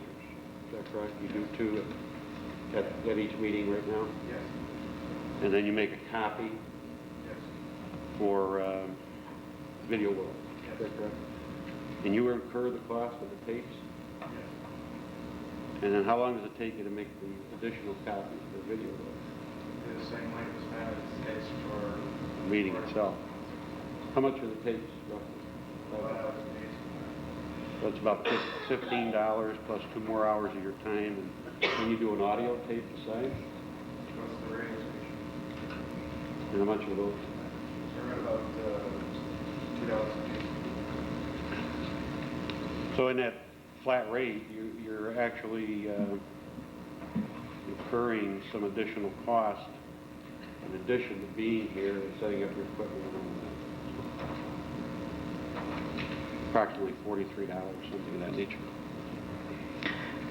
I would just add, a month ago when this was on the table and was tabled, due to concerns from some aldermen, I asked Mr. Weston if I could hear those concerns, and his direct response was no, and he was true to his word, because I didn't hear these concerns until tonight, and I thank you for that.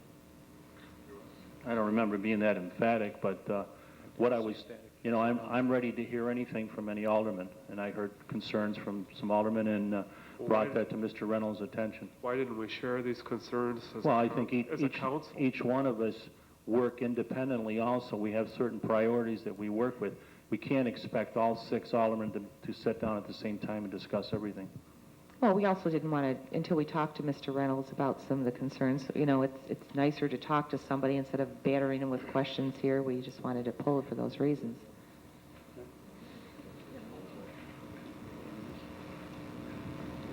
Please call the roll. Alderman Lincoln. Yes. Alderman Tiramidji. Yes. Alderman Weston. Yes. Alderman Cavallaro. Yes. Alderman Trowbridge. Yes. Alderman Allen. Yes. Motion's carried, Your Honors. Whereas on January 1, 1995, Article 11 of the Real Property Tax Law of the State of New York became effective, whereas Section 1112, Paragraph 1 of the Article 2 of the Real Property Tax Law reads as follows: redemption of property subject to more than one tax lien. Where a tax district holds more than one tax lien on a parcel, the liens need not be redeemed simultaneously. However, the items must be redeemed in reverse chronological order so that the lien with the most recent lien date is redeemed first and the lien with the earliest lien date is redeemed last. Whereas the implementation of Section 112, Paragraph 1 of the Real Property Tax Law would cause and maintain a severe hardship on many owners of real property in the city of Fulton. Whereas the city of Fulton has not exercised a significant problem in the collection of unpaid real property taxes, primarily since the rate of interest charged by the city and the penalties imposed for unpaid taxes is sufficient inducement for the property owners to pay the taxes as soon as possible. Whereas Section 1104, Paragraph 1 of the Real Property Tax Law permits the city of Fulton by resolution the council to adopt Title III of Article 11 of the Real Property Tax Law in lieu of Title II of Article 11 of the Real Property Tax Law. Whereas Article 3 of the Real Property Tax Law does not include Section 1112 as set forth above, and whereas Article 3 would implement a system of judicial foreclosure of liens for unpaid real property tax, giving the property owner a period of 2 years to pay the real property taxes, which was the system in place prior to January 1, 1995. Now be it resolved as follows. 1. Pursuant to Section 1104 of the Real Property Tax Law, from January 1, 1995 and thereafter, the city of Fulton elects to adopt Title III of Article 11 of the Real Property Tax Law for the purpose of enforcing and collection of delinquent taxes in said city of Fulton. 2, that pursuant to Section 1104 of the Real Property Tax Law, the city of Fulton specifically elects not to implement or adopt Title II of Article 2 of the Real Property Tax Law. 3, that pursuant to Section 1120 of the Article 3 of the Real Property Tax Law, the tax lien period in the city of Fulton shall be 2 years, except that for the year of 1995, a tax lien owned by said city of Fulton may be foreclosed as provided in Title III of Article 11 only if said lien has been due and unpaid for a period of at least 3 years from the date of which the tax or other legal charges represented thereby becomes a lien. And 4, It is the goal of the Common Council to adopt and implement the procedures outlined by the State Division of Equalization and Assessment while maintaining the effective present system of the real property tax collection and causing the least disruption to the property owners. I'll explain that. Someone to Who summarize wants to that. move that? Simple term. Yeah, what does that mean, Chair? The state passed a law last year which took effect January 1st of this year, which in essence said that if you owe delinquent property taxes for, say, like 1994, that you had to pay all the delinquent taxes at the same time. In other words, if you owed taxes for 2 years, you couldn't come into City Hall and just pay 1 year. You had to pay everything. The Common Council, each local municipality, has the option to what's called opt out of that legislation, which means that we would continue the system of collecting basically any tax that the taxpayer wanted to pay. The City of Fulton has rather high interest rate and penalties for unpaid taxes, which is rather unique amongst municipalities, and I think for that reason we've not really had a problem collecting property taxes over the past 10 or 15 years. So this resolution opts out of the state law for the purpose of permitting taxpayers to pay the taxes either 1 year at a time or in any increment, annual increment that they so desire. I know I got a call from several aldermen asking if this could be implemented. Yes. Are there any questions? Excuse me. There is a change, though, in that you do have to pay in reverse order now versus older first. The newer first. Right, but they don't have to pay 1 year at a time. Right, but that is Right. the primary change. Right. The reverse order. Who do you want to offer that? I'd like to offer that. Mr. Allen. Second. Second. I'll defer to Mr. Fairwood. Please call the roll. Alderman Lincoln. Yes.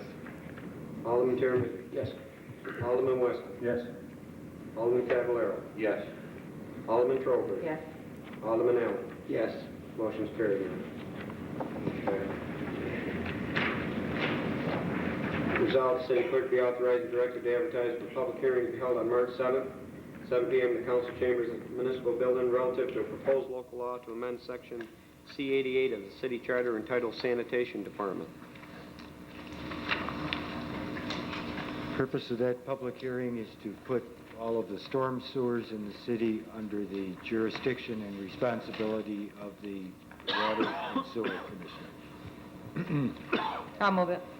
Second. On the motion, all in favor?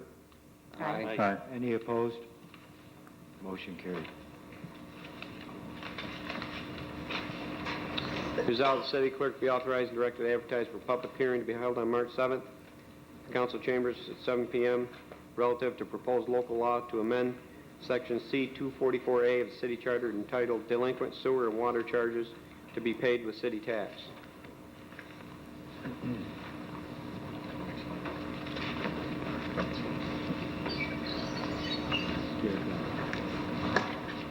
This is a proposed local law which was drafted at the request of the Water and Sewer Commissioner. Basically, all it does is it requires the city to notify the county of Oswego when there's a delinquent water bill at the end of the year that it will be added onto the next year's tax bill, because the county actually prints the tax bill even though the city collects it. The county prints it.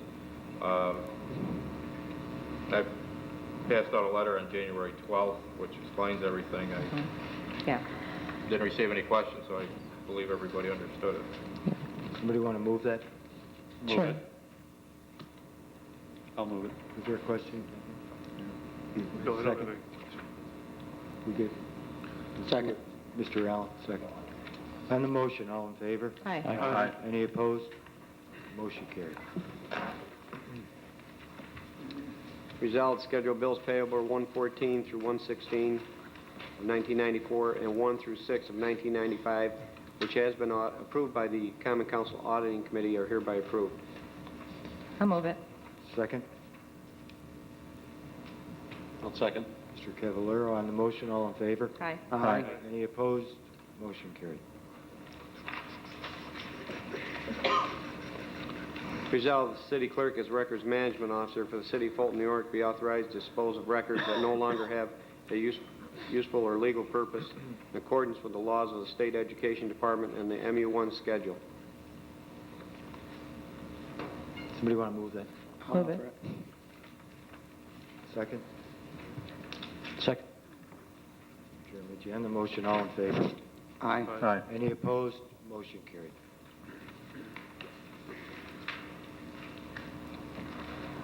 Notation, the city clerk has advised this council at this meeting of February 7th that the proper letters of disclosure pursuant to Section 803 of General Municipal Law has been filed with him by the following employees, and that said disclosures are entered in the minutes of this Common Council meeting of February 7th as a matter of record.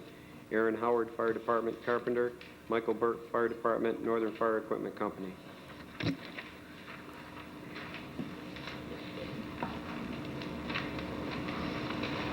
Resolved, the following claims against the city are hereby referred to the city attorney for his action. Order to show cause submitted by James Termigi individually as an alderman of the 2nd Ward of the city of Fulton, and John R. Lincoln Jr. individually as an alderman of the 1st Ward of the city of Fulton regarding the management agreement between the city of Fulton and Syracuse Stars Junior Hockey Club, Inc. 2, small claims complaint submitted by Jill Bach for injuries and damages to her vehicle alleged to have occurred on January 16, 1994, when she was involved in a motor vehicle accident with a city vehicle. 3, order granting motion for preliminary injunction from the United States District Court regarding the Consolidated Rail Corporation petition objecting to tentative railroad ceiling. Just came in over the wire. Move it. Second.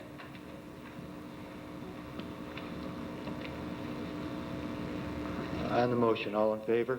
Aye. Any opposed? Motion carried.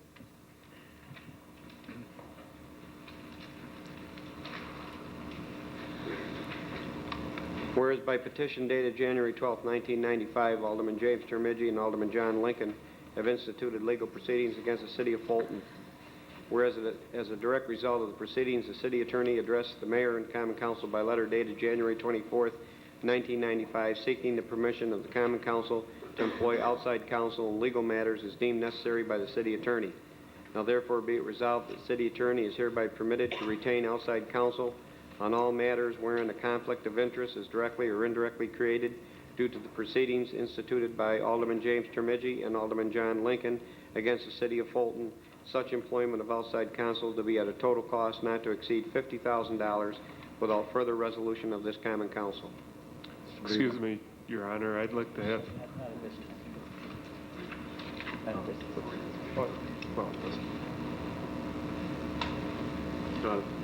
Did you want to say something, John?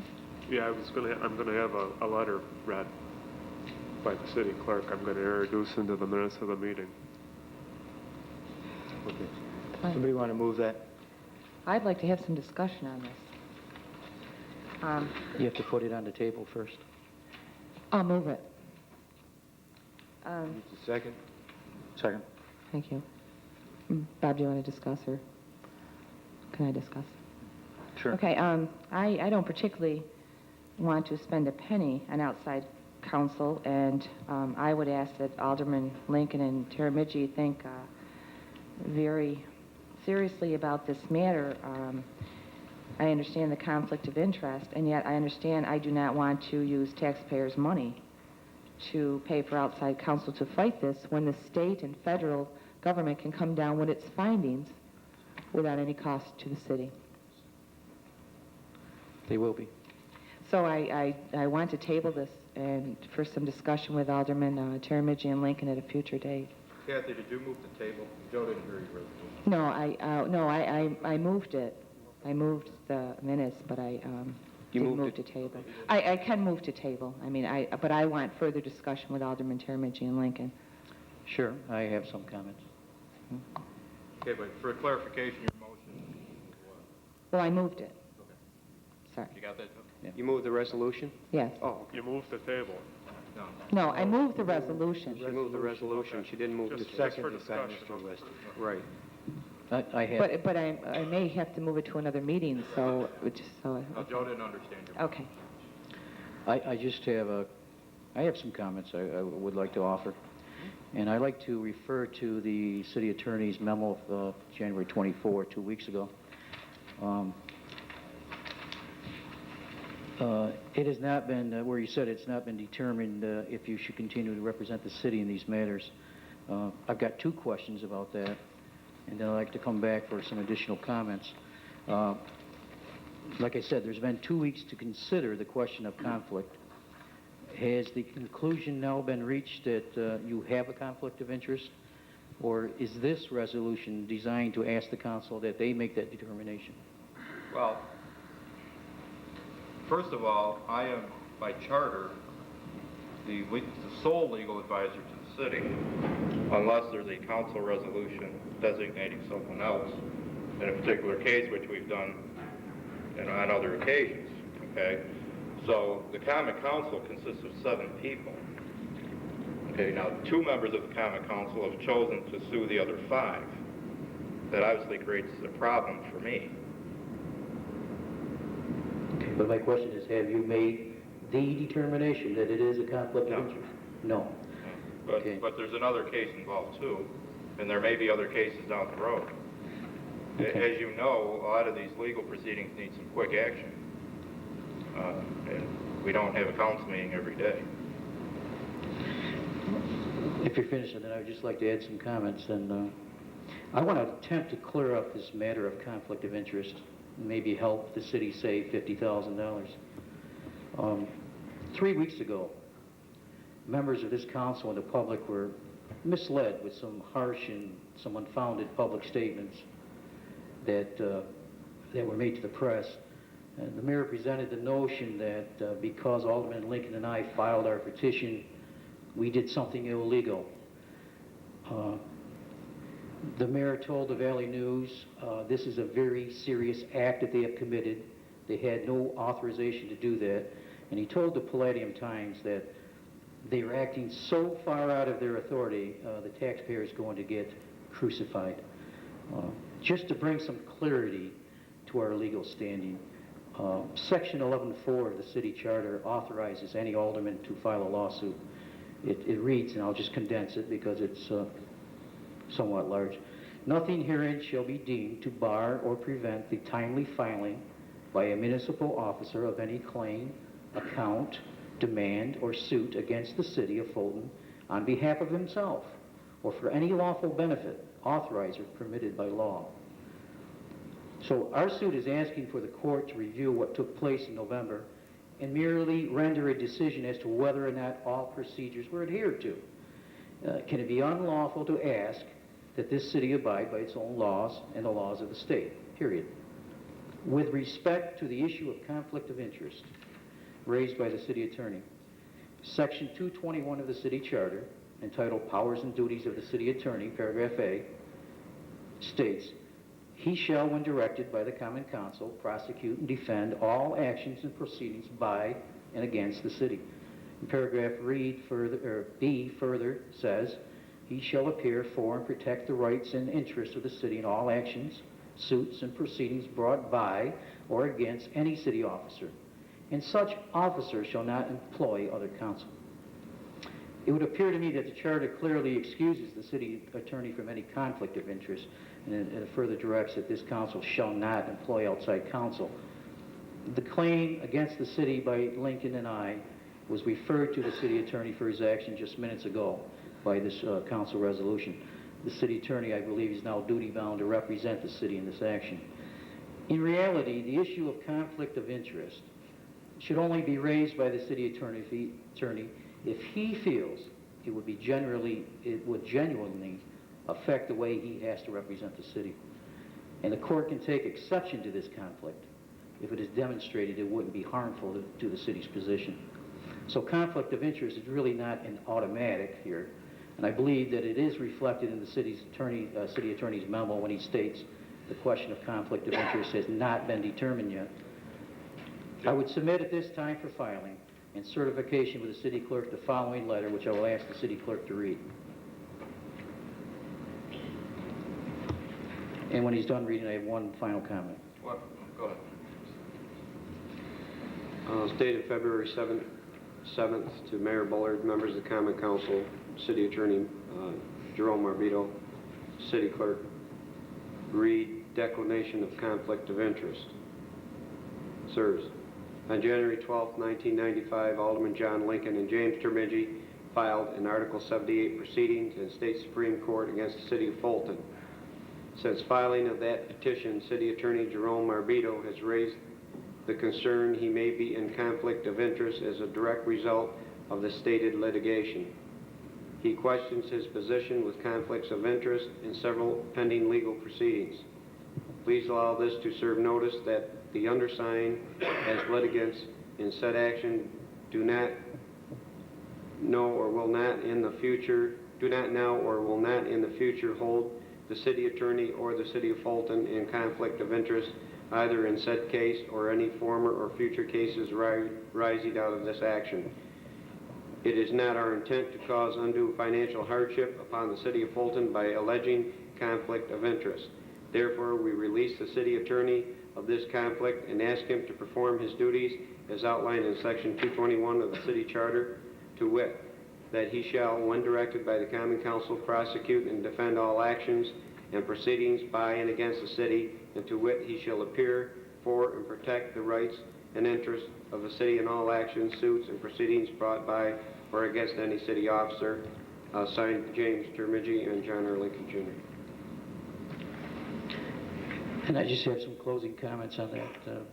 On behalf of the taxpayer of this city, I urge this council to spare the taxpayers this expense.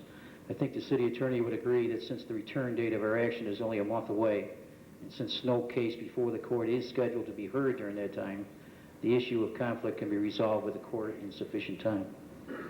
I'm going to ask to, I see there is a secondary motion there, so I'm going to have to yield to that.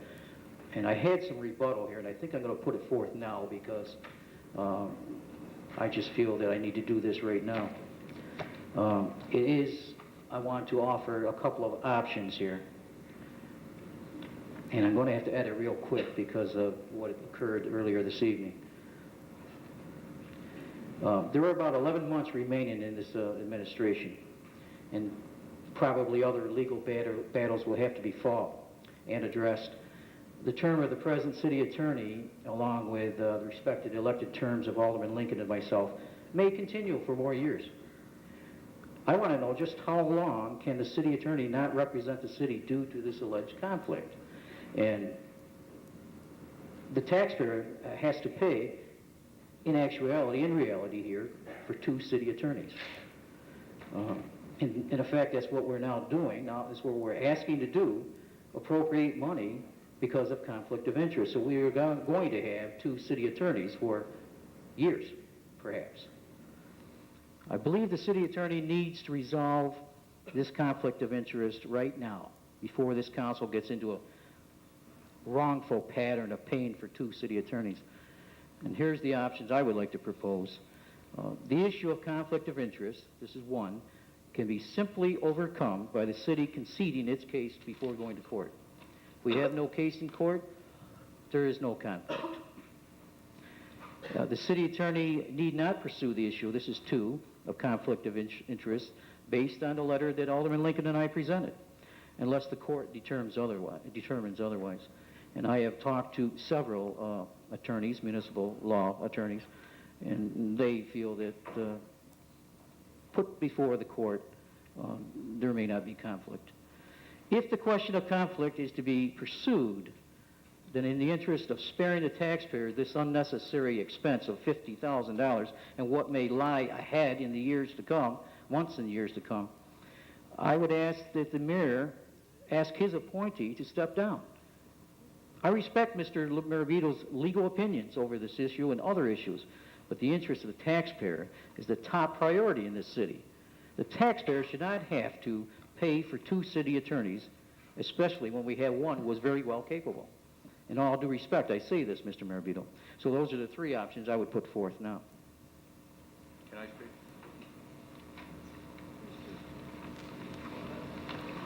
First of all, and I don't mean this to degrade anybody in this room, and I see Mr. Lanza's left, and I have a lot of respect for Mr. Lanza, but there is no one in this room that knows what it takes to earn a law degree and to get a professional license to practice law. There's nobody that understands the hours that go into that, the hours you have to work at outside jobs to have the money to go to school, the time that it takes in your profession, the personal sacrifices you have to make. And for anybody in this room to tell me what a conflict of interest is reprehensible and irresponsible. There's no one in this room that understands what the standards of professional discipline are. There's only one person who can determine if I got a conflict of interest, and that's me. I believe I said that. And the mayor doesn't have to ask me to resign. I will resign when I feel I'm not doing the job for the city. If the mayor wants me to resign, I'll resign tonight.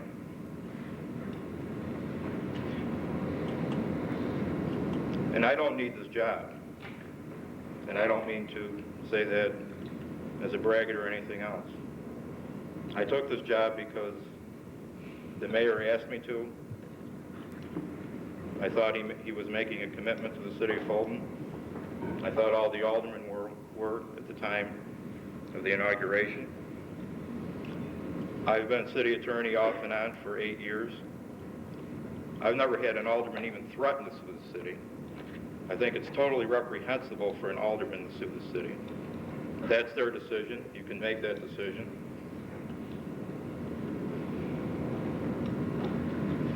It's also not true to say there's no other pending cases which there might be a conflict. I've had to cancel 2 court appearances since this lawsuit was started over a case which I'm probably going to get seriously chastised for by the presiding judge, because I do not have confidence that my clients, who are the aldermen, are going to support me when they have to go to court to testify.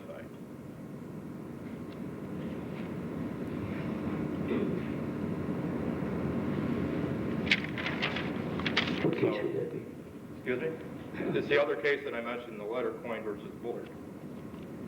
What's your reason for lack of confidence? I don't understand. Because I have no confidence as to what the aldermen are going to testify to, because there's been breaches of confidentiality over the past several months by at least one alderman that I know of. And it's very difficult to represent the city when you don't have confidence in all your clients. And it's not either Alderman Lincoln or Alderman Taramidji's position to release me from a conflict of interest. The conflict of interest would be on the people who I do represent, not from the people who I don't.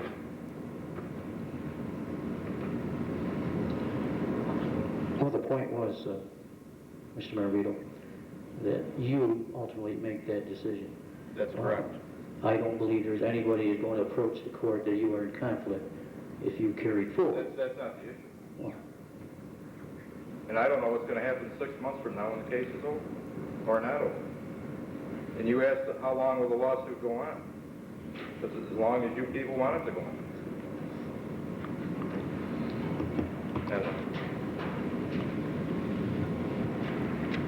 Asking Mr. Maravito for his resignation is not a viable alternative from my point of view.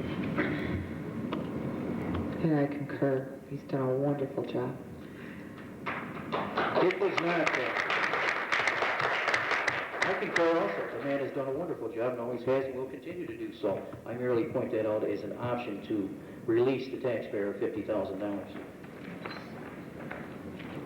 And I'm sorry if you took that personally, Mr. Attorney, but it is not meant to be. It's an I option. took it personally, and I also take the fact that 2 aldermen who were elected by the people of the city chose to sue the people of the city. I take that personally, too, since I am a member of the city. Just a question about the resolution. At the beginning it says...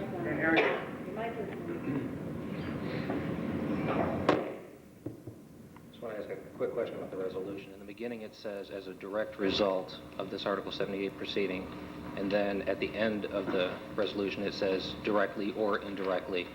Is this 50,000 going to be dedicated to the pursuit of this case, or, I mean, where did you get $50,000 from?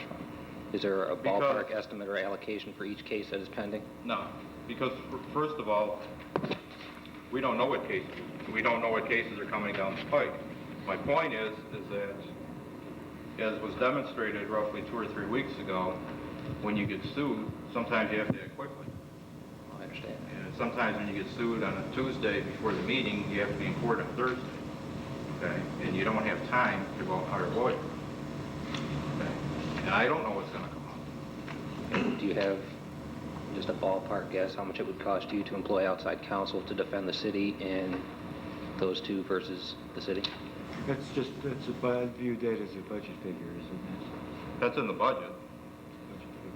But I can't answer. Okay, thanks. Have a motion second on the resolution. Motion and a second. Please call the roll. Alderman Lincoln. This is What to is the go out motion? and hire Correct. outside legal counsel. Correct. No. Alderman Tiramidji. Well, I think we're out of order here because I thought there was going to be a motion, a secondary motion down here, and there wasn't. There is, and we're going to move, I want to table this for further discussion till the next meeting. They can vote. Oh, okay, sure. Sure. Okay. Wait a minute, do you have a secondary motion or no? No, I want to discuss it. Well, point of order, Mayor, because if there is not a secondary motion, I have a secondary motion. Right, that's what I'm looking for. Are Okay. we voting?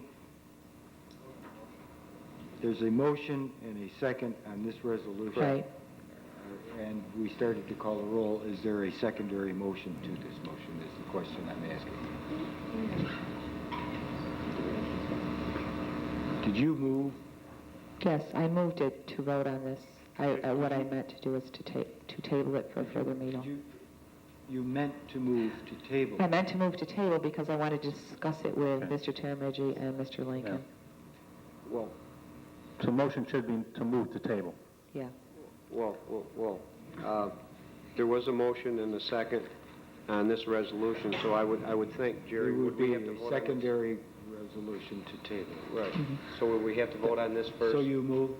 So I moved. Motion to table takes precedence. Well, then, You are moving to table. Yes, I am. okay, then I'm going to vote yes on that. Well, wait a minute, no. We got to get a second on the motion to table. I'll second the motion to table. Please, this is now a motion to table this resolution. Correct. Please call the roll. Alderman Lincoln. Yes. Alderman Tiramidji. Yes. Alderman Weston. Yes. Alderman Cavallaro. Is there a time frame on this table? You're absolutely Next meeting or? Next meeting. Next meeting's fine. Whomever we can. Next meeting's fine. March By 7th. next meeting? March 7th. March 7th.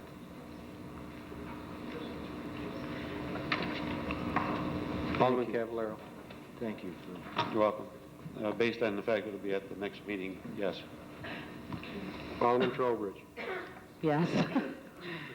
Alderman Allen. Yes. Motion to table this resolution is carried, Your Honor, to March 7th. Resolve the council will retain the services of North Central New York Employees Assistance Program, 153 North 1st Street, Fulton, New York, also located at 2230 County Route 4, Central Square, New York, at a cost of $17 per employee per year, total not to exceed $3,400. Does council want to hear from Mr. Hare? Yes. Mr. Hare. Evening.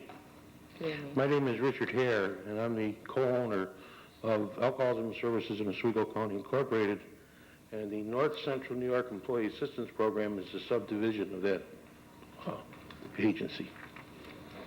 And I'd like to answer any questions you may have concerning EAP. You have done this for a while prior to this, is that? About 2 years. No, but I mean for the city, Mr. Hare. Oh, yes. And this is just part of the employee assistance program that the city is implementing again. Yeah, we've been seeing people from the city since October, I guess it was, wasn't it, or before September, somewhere around there. I believe that was done on a trial basis, and it was deemed to be successful. Mr. Hare has other clients in town, Nestle's chocolate being one of them. We have Nestle's Food and Confections, we have Silrite, and we have St. Luke's Nursing Home.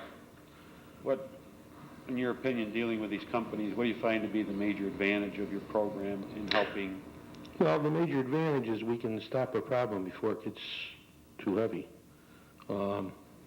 Person comes, is everyone familiar with EAPs or all about? Is there anyone who isn't? What we do is we see the person comes to us with a personal problem. It can be anything. It doesn't have to be alcohol or drugs. It can be all kinds of problems. And I don't think I have to elaborate on the fact that our world is filled with problems. We got all kinds of things. So a person comes to see us, we're trained as counselors in the social work field, and we make an initial assessment. What we do is we eliminate a lot of the in-between work. Some of these problems we can handle right here on our own property. If it's something like grief, temporary grief, something that's real simple, we can handle. I don't want to say that's simple. They can be very, very damaging. But then if there's something that has to be referred out, we make a proper referral. This is important too because most of your insurance companies now are governed by cost-effective programs called managed care. And they want to make sure that their money is being used wisely.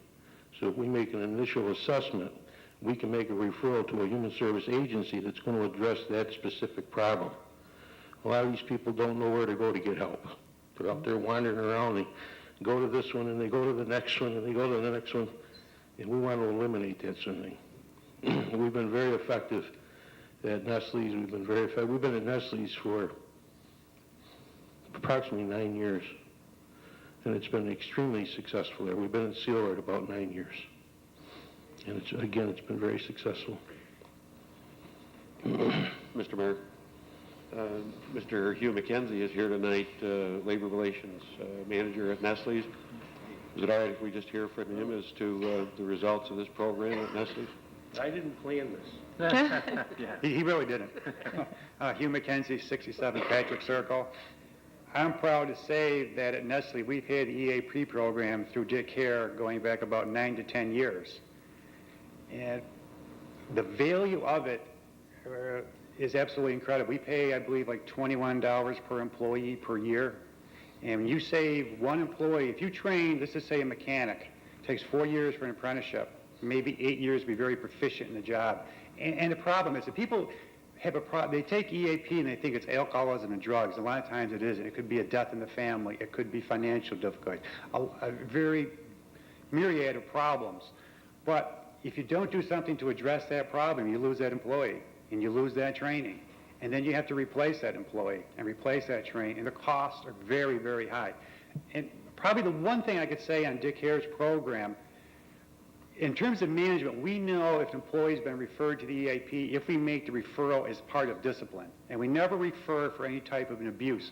We refer that the employee has an attendance problem, and perhaps you should see Mr. Hare. I can say with a great deal of pride at Nestle, and this is to Dick's credit, that we have more self-referrals, people seeking Dick Hare out and going for help, than we do for management referrals because of one thing. When it's a self-referral, it's utterly confidential. And this is self-referrals from children of the employees, spouses of the employees, and in 9 years, nothing's ever gotten out. I mean, the creed of an EAP program is a confidentiality, and Dick Hare, I can't speak well enough of, has done an outstanding job. In fact, when we go into negotiations with the union, it's part of the contract. We don't even talk about it. It's like an automatic, and let's move on to something else. Both sides are just very, very pleased with it, and I think the city and the employees of the city in time will likewise realize what a great asset it is. Thank you. Thank you. Thanks, Hugh. Thank you, Hugh. I'd like to say that we do work very close with the union also, and I'm sure if they were here, they would say the same things that you were saying. I'm a former business agent from a labor union, so. But we work very closely with the union as well as the company. and we've never had a problem. We believe in that confidentiality. That's important. People don't want to know what's going on in their lives. They don't want other people to know what's going on in their lives. Want to move that? Yes, I'd like to move it. I'll second it. On the motion, all in favor? Aye. Aye. Any opposed, please? Did you, Mr. Chairman, did you want to vote on this? Sure, I heard his, before, yes. Thank you very much for your Thank you. kind reception, and I'll get with you to get that contract over. Okay. Thank you, Mr. Chairman. Thank you, Mr. Chairman. Read the next resolution, please. Resolved that the city clerk be authorized and directed to advertise for public hearing to be held on March 7th at 7 p.m. in the council chambers relative to a proposed local law to amend section C-54 of the city charter entitled Official Newspaper. Do you want to speak in 22 seconds on this? I'd like to move it, but Mrs. Trowbridge, Alderman Trowbridge has something I think she wants to say. I'd like to move to table this. I received a phone call today, and we need some further discussion. And the only reason I don't want to put it on is I don't want to spend the money for an when this could be worked out very simply. So I'd like to move to table to the next meeting, please. Table till March. Thank you. March 7th. Second to table till I'll March second 7th. On the motion, all in favor of Aye. tabling? Aye. Any opposed? Motion carried. Alderman Carvalho, did you withdraw your motion on this? I just said I'd like to move it, Oh, but okay, you did. You did. deferred to Alderman Trowbridge. Right, correct. Okay, thanks. Resolved that the appointment by Mayor Bullard of City Clerk Joseph R. Tetro as liaison of the City of Fulton to work with the U.S. Department of Commerce Bureau of Census for the 2000 decennial census is hereby approved. I'll move it. Second. On the motion, all in favor? Aye. Aye. Any opposed? Motion carried. Resolved, City Clerk be authorized and directed to advertise for a public hearing to be held on March 7th, 7 p.m., council chambers, relative to proposed local law to amend Title 14 of the City Charter entitled Assessment and Taxation by adding Section C-263B, Paragraph I, to be entitled Garbage Collection and Disposal District Special Assessment without notice for multiple violations. I'll move it. I'll second. This, by the way, is added teeth to our law where we have multiple violations at the same residence. We can act more quickly than the 7 days. On the motion, all in favor? Aye. Aye. Any opposed? Motion carried.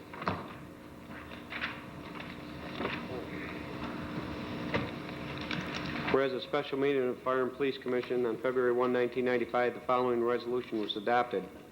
Resolved that it is the recommendation of the Fire and Police Commission that the Fulton Common Council approve 2 temporary firefighters to be hired effective March 5, 1995 from the certification of eligible list 366 to attend the New York State Fire Academy in Monterey Falls, New York.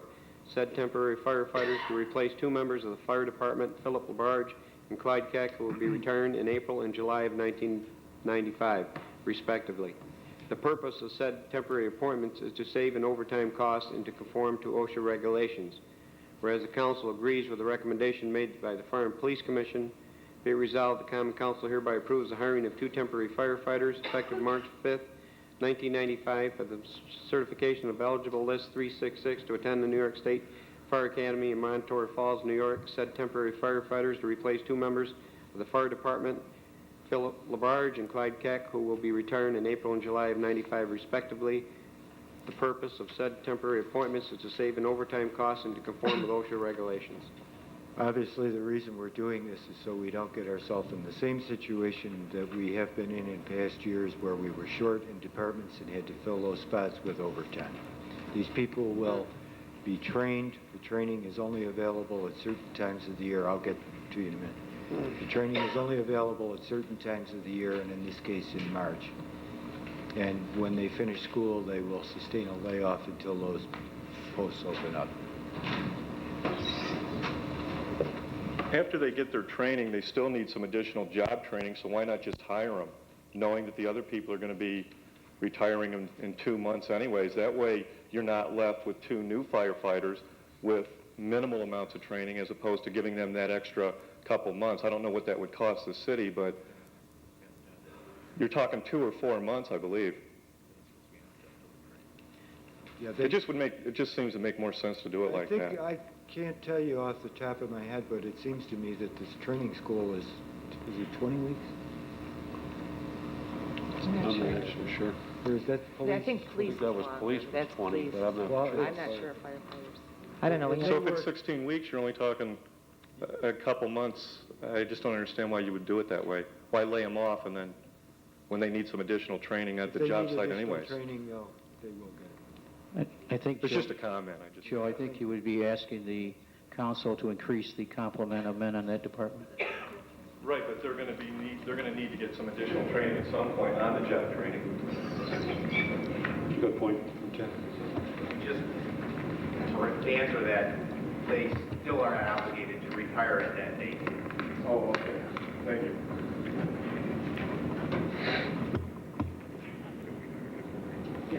I have one question. There's been 2 references in this resolution to OSHA regulations and the conformity to that. What conformity do we need to do there?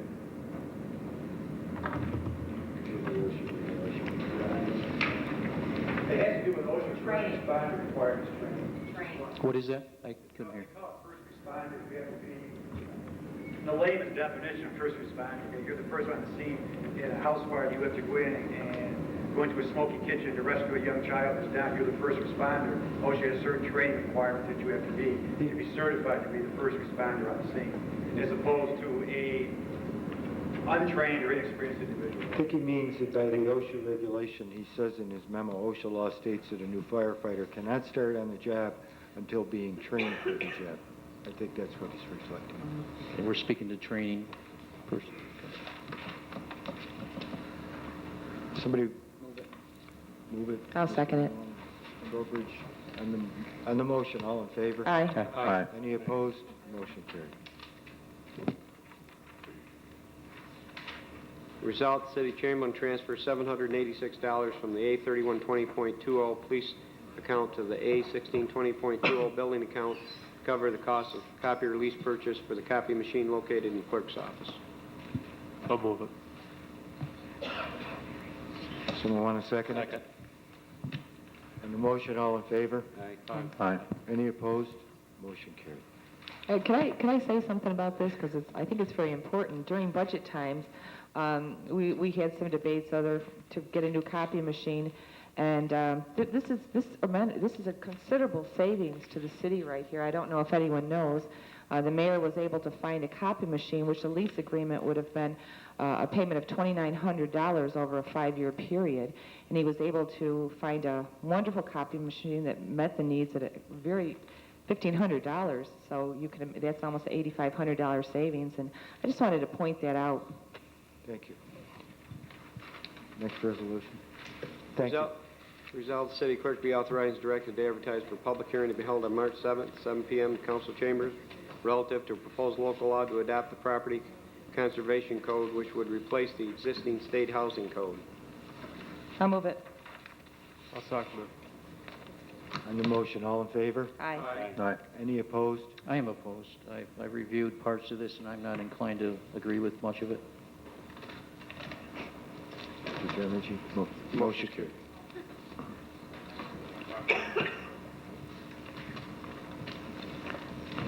Resolved that Chapter 57 of the Code of the City of Fulton entitled Dogs is hereby amended to read as follows. Section 57-6, license fee exemptions.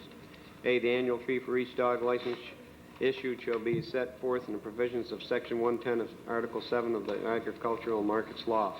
B, in addition to the above referenced license fees established by the State of New York, the City of Fulton does hereby establish an increase in the license fees of $10 for each spayed and neutered dog, making the total license fee $12.50, and an increase of $10 for each unspayed or unneutered dog, making the total license fee $17.50, effective immediately. C, payment of the additional local annual dog license fee of $10 for dogs owned by one or more persons, each of whom are 65 years of age and older, is exempt. Senior citizens applying for this exemption at the city clerk's office must provide proof of age in any form of a birth certificate, baptismal record, driver's license, or similar form satisfactorily establish their date of birth and acceptable to the office of the city clerk. Note, maximum license fees are established by Section 110 of the Agriculture and Markets Law of the State of New York. The maximum fees allowed to be charged by the state are set forth above. Section 57-8, seizure of dogs, redemption periods, impoundment, adoption. Seizure of dogs, redemption period, impoundment, and adoption shall be dealt with pursuant to the provisions of Section 118 of Article 7 of the Ag and Markets Law, effective January 1, 1980, and as amended from time to time thereafter by the State of New York, except that the impoundment fees charged by the city shall always be 2 times the amount set forth in Section 118, paragraph 4. I'll move it. Second. On the motion, all in favor? Aye. Aye. Any opposed? Motion carried. Resolved, City of Fulton enter into an agreement with Eagle Engineering to manage the Nestle Storm Sewer Project at a cost of up to $70,000 based on 150 days of construction per the recommendation dated February 3, 1995, made by Ron Edick, Dan Vaughn, and Joe Aiello after their review of proposals submitted. Be it further resolved that the mayor is hereby authorized to sign the contract between the City of Fulton and Eagle Engineering as stipulated. Somebody want to move that? I'll move it. Second? Second. I got some discussion. Go ahead. I find it just 5 months after we fired our city engineer that we are now going out to hire engineering services for $70,000. I'm just wondering if Neil Beebe had been contacted, asked for his services to be... He was not contacted? This is a major project involving a couple of $1 million. I understand the scope of the work. I've read the contracts. All I'm saying is we're acting on a recommendation from 3 people who don't hold engineering degrees, and we had a city engineer, and perhaps he could have brought on to be as a consultant to this proposal. In a report dated May 26, 1993, the city engineer stated specifically that city staff will not be able to provide these services due to the project scope and other commitments of regular city personnel. Exactly. Mr. Mayor, what was the bid you received from Nussbaumer and Clark for that work? Did we receive a bid from Nussbaumer on that? $68,000, $72,000? Pardon me? $72,000? What was the bid that they gave you? Did they bid on?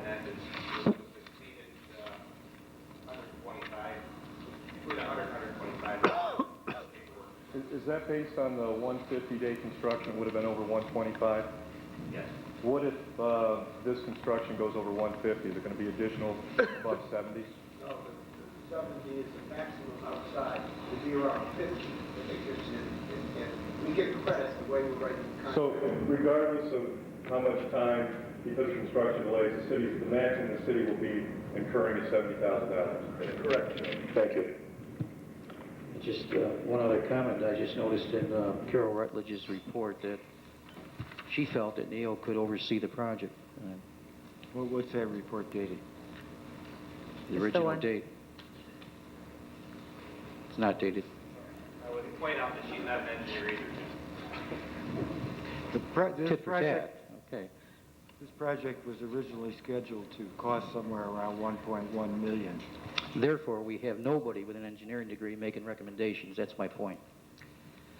I would ask Mr. Teramici to talk privately about this to some of the people in the engineering department, and you will find that there's things that we cannot discuss because it has to do with personnel in here, but I think you will, I'd be glad to talk to you about it. We cannot discuss it on the floor. There's a reason it should be going to outside counsel. outside engineering firm, sorry. Sorry, dear. No, all I was addressing was the fact that these proposals that went out and came back and were reviewed should have been done by an engineer himself. Well, we have some problems. If I have met extensively on this, and there were some problems with cost overruns and mistakes that were made by the city of Fulton. No question. Okay, well, just, I want you to look into that because it's nothing we can discuss at the table. I think this is a great proposal. Protects the taxpayer. I'll move it, or it's been moved. Sorry. Please call the roll. Alderman Lincoln. Yes.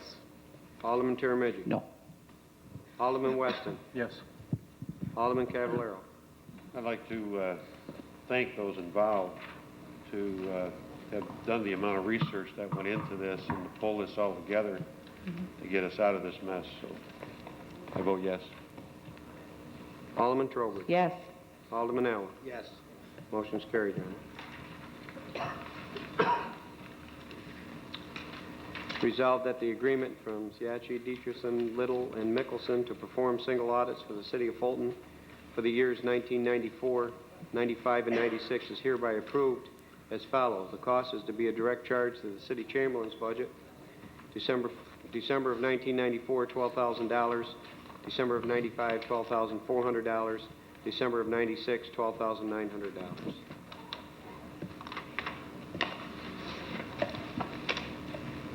Someone want to move that? Move it. I'll second it. On the motion, all in favor? Aye. Aye. Any opposed? Motion carried. Is there anyone in the audience that has any business with this council? Mr. Hawthorne? Mr. Hawthorne?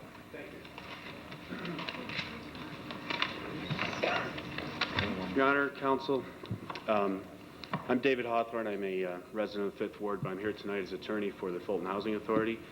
We have by law the permission to set compensation for the employees of the Housing Authority, but that has to be approved by the city. Apparently last January 1994, Mr. Lavoti, as director of the authority, sent a letter to the mayor asking that this matter be put on the city agenda for approval of some raises, and that has yet to be done. Apparently it was also on the agenda, or going to be 2 weeks ago, and was withdrawn. We would officially like to inform you now that we would request that that be put on the agenda for the next meeting, and if not, we have no other recourse but to pursue legal remedies. Apparently this matter, we've been told informally, is being tied into the CSEA problems that the city is having with the CSEA, and it should not be, and we cannot stand for that anymore. No, it isn't. Well, please don't single out the CSEA. The city has three well, I'm sorry, whatever the unions, expired I'm not personally familiar with exactly labor what unions the contracts that city... we're presently trying to negotiate. Would you, could you please state for the record the, all that we're approving is the pay raise for Mr. Lavoti? No, it's for employees of the authority. It's for the entire housing authority staff. And what percent is that? It's a 4% increase, which over the last 3 years, one of those years, they had taken a freeze, and then they followed through. For each year or for? For the 1 year that the city also had their freeze. And then the following year, they went with CSEA. Last year, we settled before the unions did with no conflict at all. Okay, but I mean, what's your proposal? That's all I made my proposal in writing last month and submitted it to all the aldermen. I'm just asking you to state publicly. Just a 4% increase across the board for everyone. It is, for what year? For what year? For April 94 to March of 95. Okay. Which is our fiscal year. Which is our fiscal year. Okay, thank you.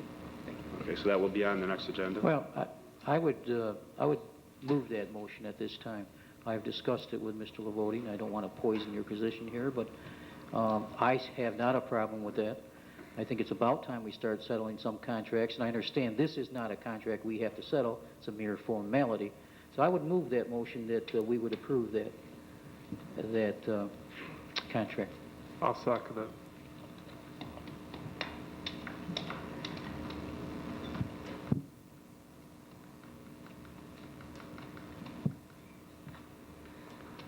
How many employees you got there?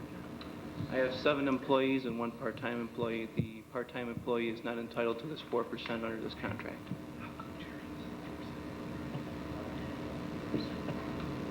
I would also like to let the council know that our employees negotiated outside of the board of directors before it was presented and offered to give up several days of their personal vacation time, the personal days that we usually get during the year. They gave up 2 days, and over the past couple of years, it has also been known that myself, I've taken the exact same increase as my employees rather than gaining anything over and above as the supervisory unit would usually get with the CSEA. Also adjusting some of our checks and balances as far as the budget goes, we've been able to save quite a bit of money on salary over the last couple of years as far as hiring additional part-time help by reclassification of job titles. Motion's been made and seconded. Would you call the roll, please? Yes. Mr. McKenzie? First, I get a raise for 2 years. You talking about you get 4% or 9%? I didn't understand. We're all non-union. They're non-union. It's all non-union? It's all non-union. Okay, I thought it was like union, where the common council's going to vote Parks and Rec, union increase. No, we are still approved, but we're outside CSEA. What was the dates of from April 1st of 94 through March? March 31st, 95. Resolution reads that the salary proposal submitted by the FHA, which reflects a 4% increase in salaries from April 1, 94 through March 31st, 1995 is hereby approved. We have a motion and a second. Please call the roll. Alderman Lincoln. Yes. Alderman Termaggi. Yes. Alderman Weston. Clarification, is it a motion to actually approve rather than put on the agenda? This is to deal with it this time? To approve it. Yes. Alderman Cavallaro. Yes. Alderman Trowbridge. Yes. Alderman Ellis. Yes. Motion's carried, Your Honor. John, in all fairness to the mayor, we had an appointment for tomorrow to discuss what we had discussed.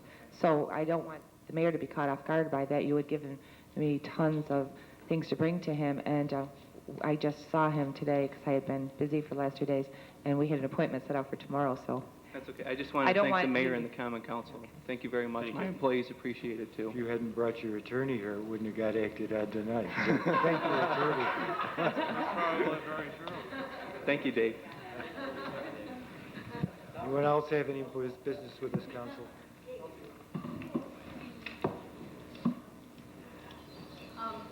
No.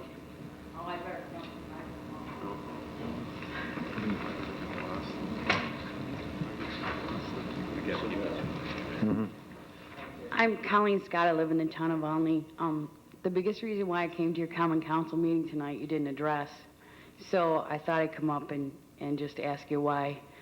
I'm sure you're all aware of the decision made by Judge Hurlbut about the seeker, and I just kind of wondered, you know. We're not prepared to discuss that. I've been speaking with Mr. Dwyer, been speaking with the engineers, when the council, when there's a resolution that the council should act on, they will receive a copy of it and discuss it at that time. There's nothing to do tonight. I know, I was just surprised that you didn't tell the public about it. Tell the public about what? About the decision. Well, you can tell us. Yeah, go ahead, No. I certainly don't want to stand here and read a 19-page decision. Thank you. Good point.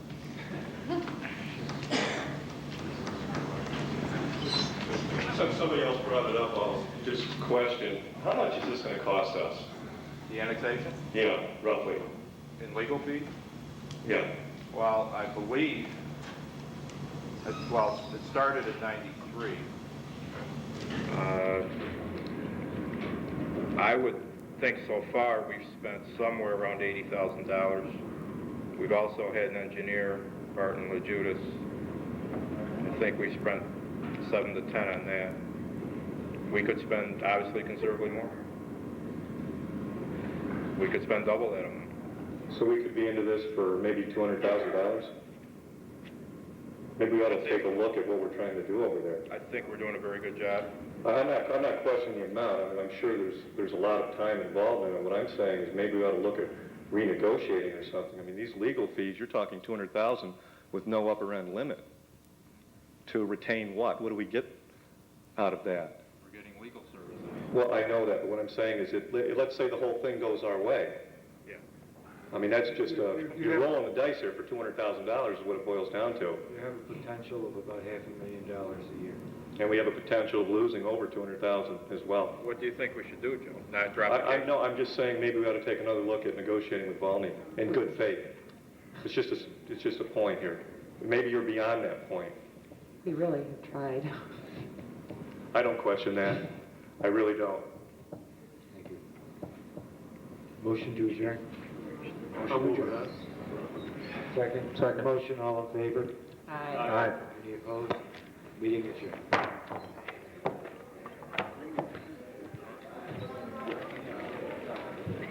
Thank you.